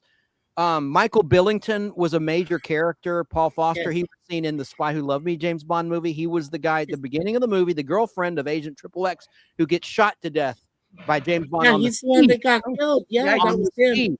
And he was on a very the mountain. Right. He died in 2005. Barry King of BK on the Air interviewed him years ago before he died. He can't find the audio. I'm like, you got to find that audio. But can I confirm this? In Shadow UFO, they had a moon base Alpha, right? So is that where not Alpha? It was a moon Alpha. Yeah. It wasn't called Alpha, but yes, they had a moon base. What did Shadow stand for? You saw it in the opening credits of every episode with the typewriter. The Shadow. What does Shadow stand for? Secret headquarters and something development organization. Organization. Yeah. And it was funny because, as Sarah knows from watching Space 1999, the Brits pronounce words differently than we do, like schedule. Oh, yeah. Schedule. Oh, yeah. I had to get used to that in like P&G, right? Because Captain McCarthy was like, "This is the schedule," and I was like, schedule, yeah, schedule. It's schedule. Yeah. It's just a schedule. It's on a schedule. And you know what's also funny about that was they had several departments, right? But one of them was a modeling agency, was their front. That was one of them. It was the movie studio. Modeling agency. It was a movie studio. Movie studio. Shadow, Thank you, sir. the main headquarters was beneath a movie studio, and Ed Straker, the commander, doubled as a movie executive. Nice. Yeah. He also was in the military, his character. And I'm telling you, man, his origin story is very sad with his wife, Mary, and his son gets killed. Spoiler alert. Look at the episode Confetti Check A-OK. It's later in the run in production order, but that really is the origin flashback. It's even better than the first episode identified the pilot. But look up, watch these as movies back to back. Trust me. Confetti Check A-OK, and then A Question of Priorities. Watch those back to back. You'll be crying, man. It's so sad and good. Joe was asking me, where did you get that shirt there, sir? In Hawaii, the island of Kauai. Hawaii. Nice. The Garden Island. Oh, you get me one? I was. Well, I stayed not know in me Kauai. then. Well, I stayed in Kauai. We flew into what they call Lahui. We flew into Lahui, which is their airport on that island. Yeah, that sounds like a loogie. Yeah. I fell into a loogie. A loogie. Thank you. Well, I got to see two people. They were doing a demonstration video on surfboard, and it was Gabrielle Reese, who played for the USA volleyball team, women's volleyball team. And guess who else was training her? Laird Hamilton, who stood in for Pierce Brosnan at the opening of Die Another Day, going on Maui and doing the yeah. So I met them. So that was cool. Yeah, that was cool. Very cool. 20 years. Well, I've never been to Hawaii. Can you imagine, just like Sarah, I've told you this many times, my reintroduction to Space 1999 back in the 80s when I was a kid, wink, wink, was on WVEU TV 69, and they only aired 40 of the 48 episodes because 4 of the episodes were recut to be in a movie format for syndication. So can you imagine not even seeing the first episode where the moon breaks away from Earth orbit? Yeah. Because I had to wait to find it on WATL 36 again. And Alien Attack was the name of the movie edit, which was Breakaway the Pilot and War Games. Some of the most exciting episodes were withheld on TV 69. Same with UFO. Gerry Anderson's UFO, they withheld the first episode Identified and Reflections in the Water. I mentioned that earlier because those were edited also to be a TV movie for reruns and for late night TV. And UHF stations. Oh yeah, it's like the first episode of Babylon 5. They made it as a TV movie. Can't find it anywhere. Right. I know. And they did that with Time Tunnel. Al. Time Tunnel were edited in the 80s as movies. They would take 2 episodes of Time Tunnel, which only lasted 30 episodes, only 1 season on ABC, and they edited 2 episodes into movies, and they wouldn't always make sense. But it's okay because they're lost in time, so it really didn't matter. They could just show up in another era. And that actually worked when they edited those. And they did the same thing with the Planet of the Apes TV show, which only lasted 13 episodes. They edited a bunch of those. I think there was an hour-long format. Yeah, it was. Into movies. It was. They did that. Yeah. That was Fox. All 20th Century Fox. Fox owned Time Tunnel, Planet of the Apes TV show, and the movies. And they didn't own Space 1999. That's ITC that distributed that worldwide. But anyway, I digress. I guess I'll say goodnight. And yeah. Yeah. Thank you, Sarah, for coming on. You were clutch. You're clutch, and thank you for putting up with my damn motor mouth. I mean, you hardly got to say anything, and I'm sorry. It's okay. If you do a part 2, I'll be there for that too if you want. We're going to do it. I want to do more logos, movie logos with Al. Movie and more TV logos. I think it's a great topic. You watch. Someone's going to steal it, like a Sunstrom or somebody's going to steal the idea. Well, right. I like Dave, though. Sorry. So, do you want us to go ahead and promote our channels then, Chance? Why don't you start there, Mikey? Okay. So here at Chatty Blogger MS, we only believe in kindness reigns and God's our number one pilot. That is our main meme for the channel and our main purpose of giving all the kindness possible to everyone that joins our Chatty Blogger family. We have some wonderful things coming up this next month. As I said, I will be covering all 4 parts of, in my honest opinion, the greatest. And this was something every Easter, my parents, all 6 of us, and the kids and everybody, we all sat around the TV and watched Jesus of Nazareth from 1977. And this is weird because next year it's going to be 50 years old next year. Amazing. Oh, wow. Yeah, Franco Zeffirelli, and I mean an all-star cast. And we did lose Olivia Hussey, unfortunately, as Mary, but we'll talk about that too. Her in Psycho 4, the movie from Michael Hopkins introduced me to that movie, and it's the flashback explaining why Norman Bates is so screwed up, and she played. Why she went nuts? Yeah, she played Norman Bates's mother. She did. She also was I remember that. I watched it. She was in a rare Christmas horror movie up there with and I hate to even say the movie from the 80s. I hated Silent Night, Deadly Night, but there was one in the 70s, Black Christmas with Margot Kidder, pre-Superman the movie with John Saxon. And it was kind of like When a Stranger Calls. And it was before When a Stranger Calls, where the dude's in the house making phone calls and stuff. That was a trippy movie. What made me think of that? Something you said. Well, I don't know, Black but Christmas. anyway, like I said, so that'll start April 1st, and that will cover 4 days. That will cover 4 days, right up until Easter Sunday, which is April 5th this year, and then a week later, we will go ahead and go back to doing my 3 days a week reviews, 2 episodes per day, Monday, Tuesday, Wednesday, of the greatest spy genre parody ever, which is Get Smart. And we're on season 5, so there are 26 episodes. Won't take long to finish. And then we're also going to cover the 7 over 3 days. We'll cover the season 1, 7 episodes only of 1995's The New Get Smart, which had Andy Dick, Elaine Hendricks, and of course Don Adams and Barbara Feldon still there. And then later on, 99. Yes.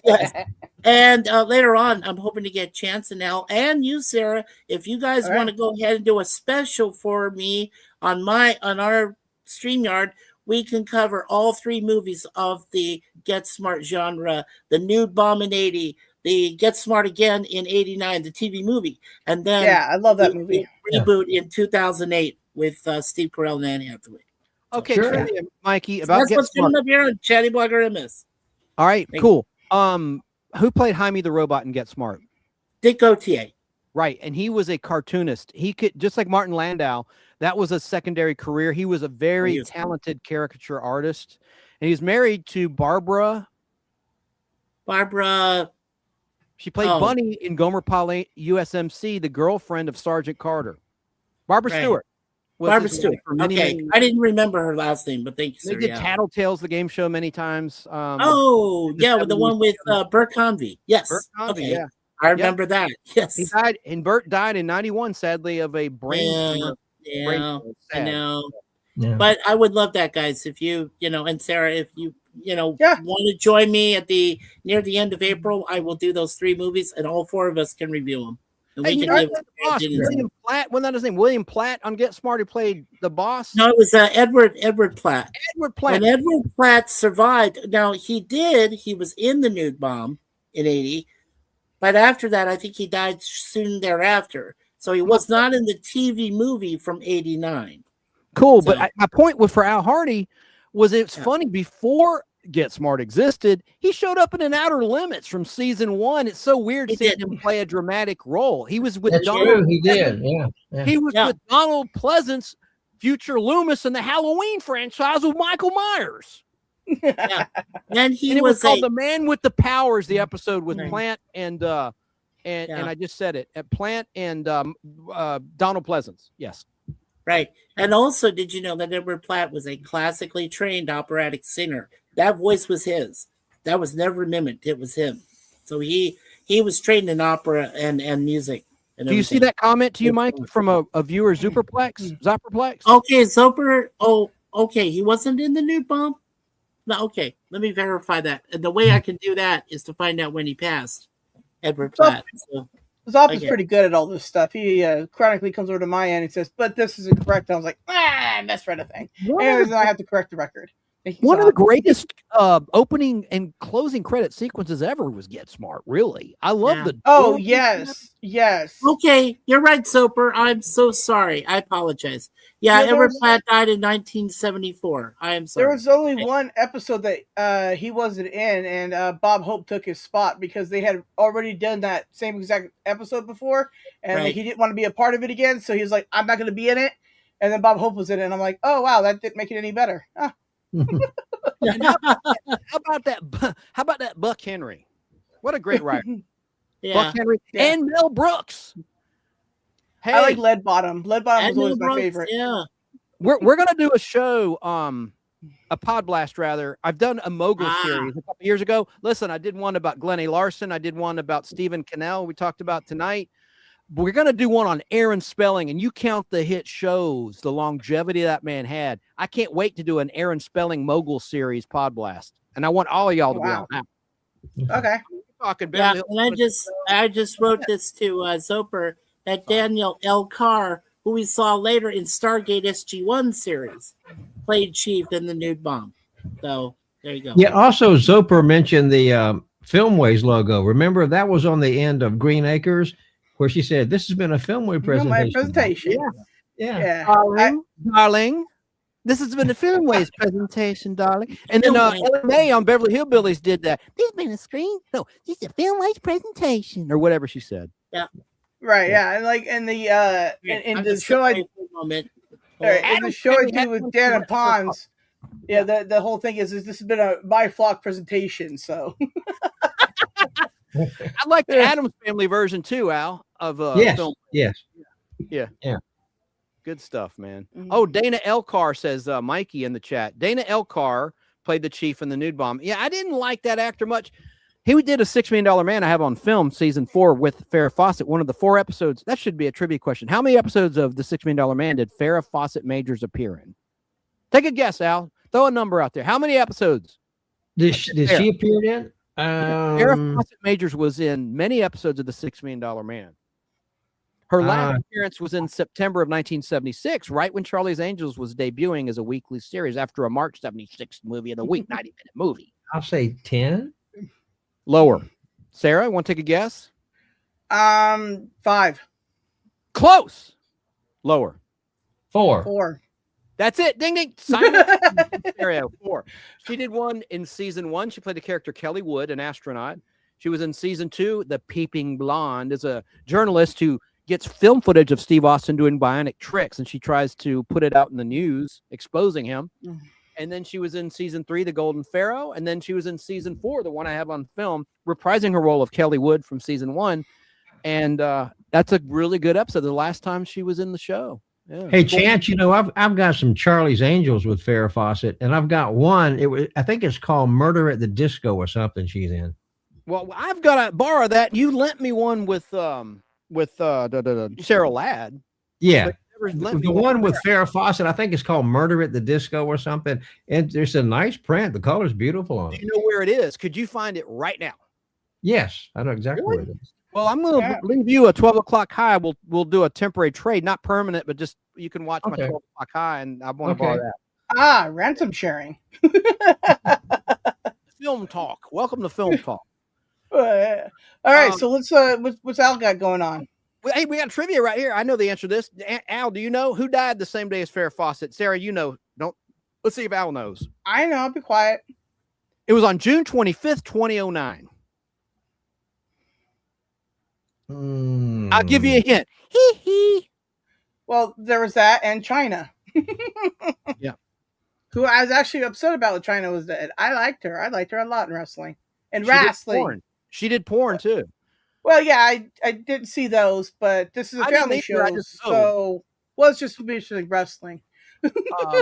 MJ, Michael Jackson, of course, died, and the Academy Awards snubbed Farrah Fawcett. Didn't mention her in the in memoriam. She did a lot of movies, man. She did Extremities. She was even Logan's Run with Michael York. Yeah. Great movie. Oh, that's a great movie. I just saw it when I told you ago. Yeah. All right. So what's Al going to be doing on his channel? Yeah, on YouTube, it's Al's Place. That's all you have to do is just search Al's Place, and there I am. It'll have Hardee Entertainment, but all you have to do is type in Al's Place and do a search and subscribe. I would appreciate it. But Al, talk about your last show you did. Al, tell them about your last show you did. On Tom Hardee, the actor. No relation to Al Hardee, by the way. He spells Hardee Hardy. Mine is Hardee. I wonder why he didn't spell it right. Chance was part of the show because Tom Hardee was in a movie shot here in the Atlanta area called Lawless, and Chance had a small part in that movie, and we showed a clip from it. But Tom Hardee, to me, is one of my favorite actors. he's an actor that when you see him in a movie, you see him as that character. You don't see him as Tom Hardy. And it's just like we mentioned before, when you watch a Tom Cruise movie, you're watching Tom Cruise, even though he's acting. But it's, but Tom Hardy, he can transform himself into that person. And to me, he's one of my favorite actors. That's awesome. And, we did a show on Tom Hardy in his movies. And because I had watched a movie he was in called Bronson, and I was just blown away by that performance. And it's a very small movie he did years ago. And it's really quite good. Yeah. He was also, Al, can I ask you a question? What? You spelled your last name as Hardees, correct? Yes. Hardee. Have you ever eaten at the actual restaurant named Hardee's? Of course. Earlier. Oh, there you go. It's Carl's Jr. We said that. Yeah, that's Carl's Jr. and Hardee's, right? Yeah, in the hamburger talk that I. Yeah. Oh, yeah. Many times. I actually went to Carl's Jr. Hardee's for their chicken sandwiches. I love those chicken sandwiches. Yeah. Cool. So good. Al, a little tip. I can't tell you what to do with your channel, but you might want to think about doing one about a character actor who's like a chameleon, Gary Oldman. Yeah, he's a great actor. He's really good. He has a drinking problem, but he is such a great actor. He really is. In between him not being drunk, yeah. When he played the movie, when he was Winston Churchill, I mean, he was perfect. He was just so good playing Winston Churchill. But he's in a lot of good movies. Of course, he's in Lawless, Yes, he is. Yes, he is. Yeah, that was a good movie. Al, he played Dr. Friggin Smith in the Lost in Space movie. Jonathan Harris's character. I still have the trailer for Lawless loaded. You can we show it? Yeah. I'll send it to you. Hang on a second. Okay, cool. Please. Right. It's sweetly. Drinking problem. I always think of Airplane, the movie Strecker, when he drinking problem. Yeah. That didn't go over really well. I was at a fancy dinner, anyways, and I was making jokes, right? And then I took it too far. That's true. Yeah, the Nemesis, that was Tom Hardy, the enemy of Picard in Star Trek Nemesis. Yes. Yeah. Yeah. Good stuff there. Well, okay. So before you play that, let me say what I've been doing. Okay. On Thursday, Starkey and I have our Nonsense Silly Fun show that we just have a lot of fun with everybody who can make it. And then on Wednesdays or Saturdays, depending on the guest, I'm on UFO Man's panel now, officially. That's Tim. Tim. We talk UFOs, and we'll be doing a show this on the 1st of April. It's not a joke. We'll really be doing a show. And we'll do that. And then, on with Chance when he has me. Oh, shoot. I kicked Al. Go ahead. It was a mistake. Yeah. Wow. I tried to kick the Screen Gems picture, and it kicked him. I'll go ahead. No. Yeah, and I do stuff with Tug every now and then on his Sunday stuff, and then on Sundays, every other Sunday, hopefully, Dan Pons and I and Tug do Dan and Pons Save the World show, and then anything in between. So like this week, I did a show with Starkey, and we ate KFC jelly beans. 10 out of 10. Don't recommend. Okay. There we go. Yeah. Gravy's the worst. Yeah. I'm so sorry, Al. Let me try to call him. I kicked him out of the damn thing. Well, do you remember those different flavors of Jelly Bellies, Sarah? Yes. Oh my God. Yeah, like the vomit and earwax are like top notch gourmet in comparison to this. This is the worst. Okay, the gravy is gym socks. Okay, the chicken's like week old chicken that's been in the back of someone's fridge, right? Ooh, and the corn is corny. I can't tell you any more than that. I got booted out for some reason.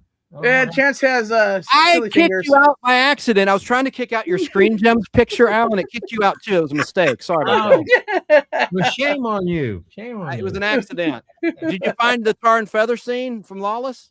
Oh, and Sarah wasn't done talking. Go ahead, dear. Well, I said it, but it's not showing. I don't know why it's not showing at the bottom of your screen. Well, maybe Sarah can talk you through it again if she wants to. No, I did it correctly. Let me try it again. Hang on a second. Okay. Yes, Well, and that is Chucho. He played Bane in The Dark Knight Rises. Yes, he did. In The Mask. Yeah, that was Tom Hardy. Yes, Yeah. And in Lawless, his character gets his throat slit. It's really graphic and disgusting. Tom Hardy's character in Lawless gets his throat slit. Okay, about the alert beans. Real quick, I had the one bag, right? Now, if anybody wants to cash at me money, I will eat the other 2 bags. Otherwise, they're paperweights now. Oh. Now there we go. Yeah, so the answer to the question is no. One bag was plenty enough. Oh man, they smelled so bad. That's why I finished eating them so I could throw them away. But then I keep the bag around because I don't know. I haven't thrown them away yet. That's I'm sorry, Sarah. I'm sorry. Go That's ahead. okay. Go ahead. No. I said it says invalid file. It doesn't send. So. Okay, that's all all right. right. Well, I played it before. I can pull it up myself from my channel, Chance Acting Demo. Since you brought it up, might as well play yeah, it. I made some great cuts for Chance back in the day.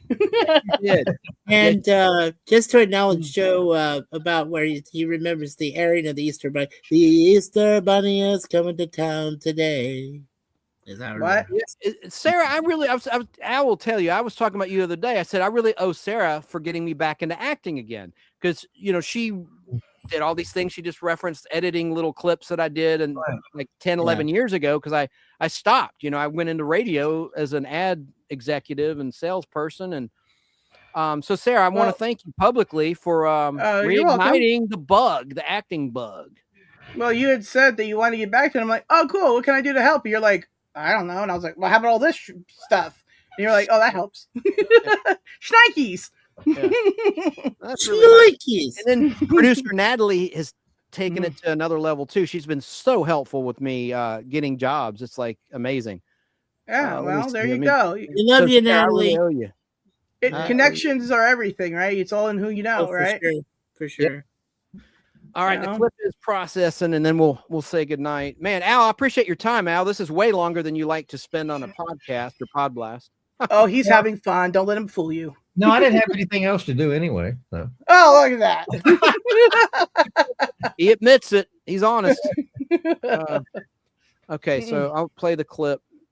Yeah, and I'm glad that you asked me to join too, Chance. And I'm so happy I'm with Sarah and Al. This is great. Yep. We are the fabulous foursome. Yeah, we do get along smashingly. I think fabulous foursome. I like that term. That's a cool term there. Yeah. Fabulous. Fabulous. Absolutely fabulous. I am. I know. Oh, I love that with Joanna Lumley and Twiggy. Oh, FM. Yeah, a great series. Yeah. All right, here's my tar and feather scene. And Guy Pearce couldn't have been a nicer mentor. He gave me great acting tips when we shot this in Noonan, Georgia. Here it is. Here's me tarring and feathering a poor bootlegger. By that time, Jimmy and your mother's caved in. Made deals with Wardell. All except our cousin Spoons. But Race took him out the picture altogether.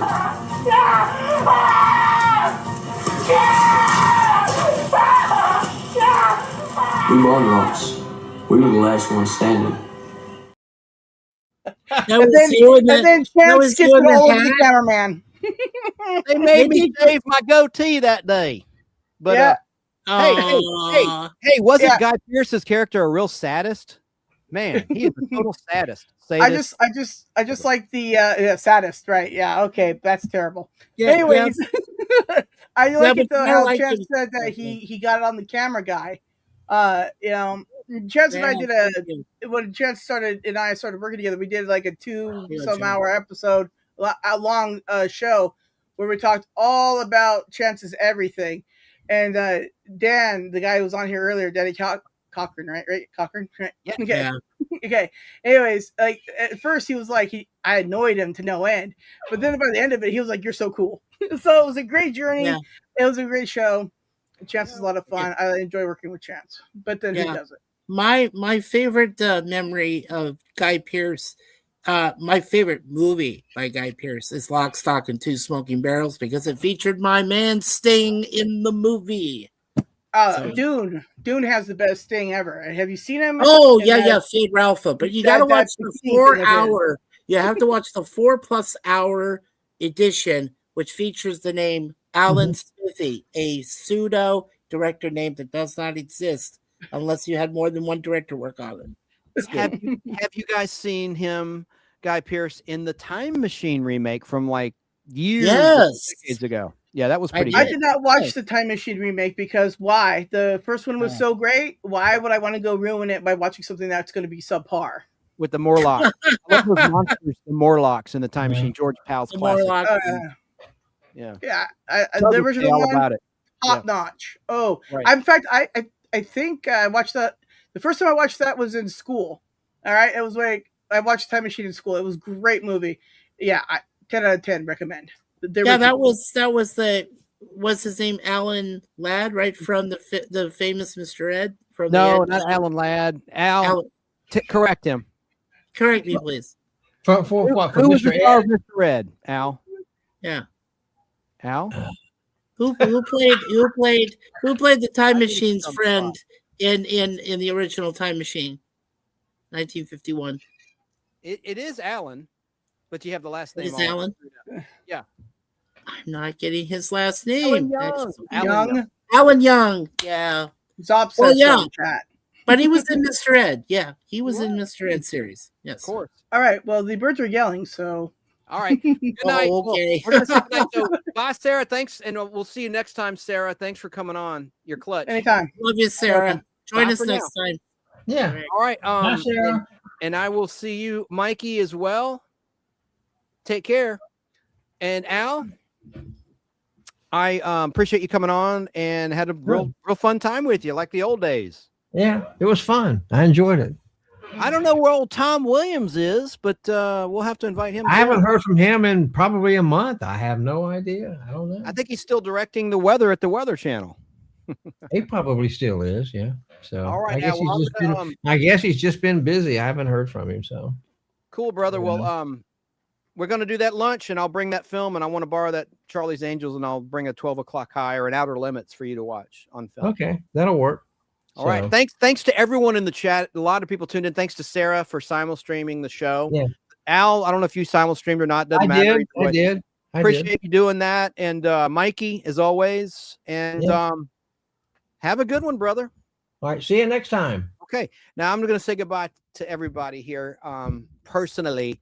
And I apologize. It was a little chaotic, but fun show. When Danny was on, we're all talking all over each other. I'm the worst offender, talking over Sarah. Sarah can't get a word in. Al can't get a word in. I pushed my boundary of no more than 4 tonight. Had 5 people on the pod blast. I think that could be a first. I don't know. But that was quite a bit of people. But it sure was fun, and it's always nice to be with Sarah. Thanks for listening at Fistful of Radio out of Atlanta. You can catch us there at 2 o'clock Eastern time, Saturday and Sunday, and then Monday and Wednesday evening, starting at 6 p.m. Eastern time on Monday, and I think 7 on Wednesday. And I just rebroadcast this show that you're listening to now. And also we're on Apple and Spotify. And listeners, if you're listening to the show, as always, if you want to see what's going on and see our lovely faces, just Google search The Nostalgic Pod Blast. And at the very top, you'll see the YouTube channel. Click that and then click the live tab and you can see the show and just look for the topic. Tonight's topic was best hamburger joints. Valerie Perrine passes away, and Gerry Anderson's UFO, which we barely talked about. And then the logo game, the TV logo game. But I appreciate everybody being here and in spirit, and the replay crew is always a treat. Even thanks to the trolls that we got. Some of the troll comments were pretty nasty. Wow. But look, sorry I haven't done a show in a while. We're going to be more consistent, and I just can't tear myself away, so I better do it now or forever hold my peace. So we'll catch you next time on the Pod Blast. Oh, yeah, and as always, stay safe and don't let no dragons get you.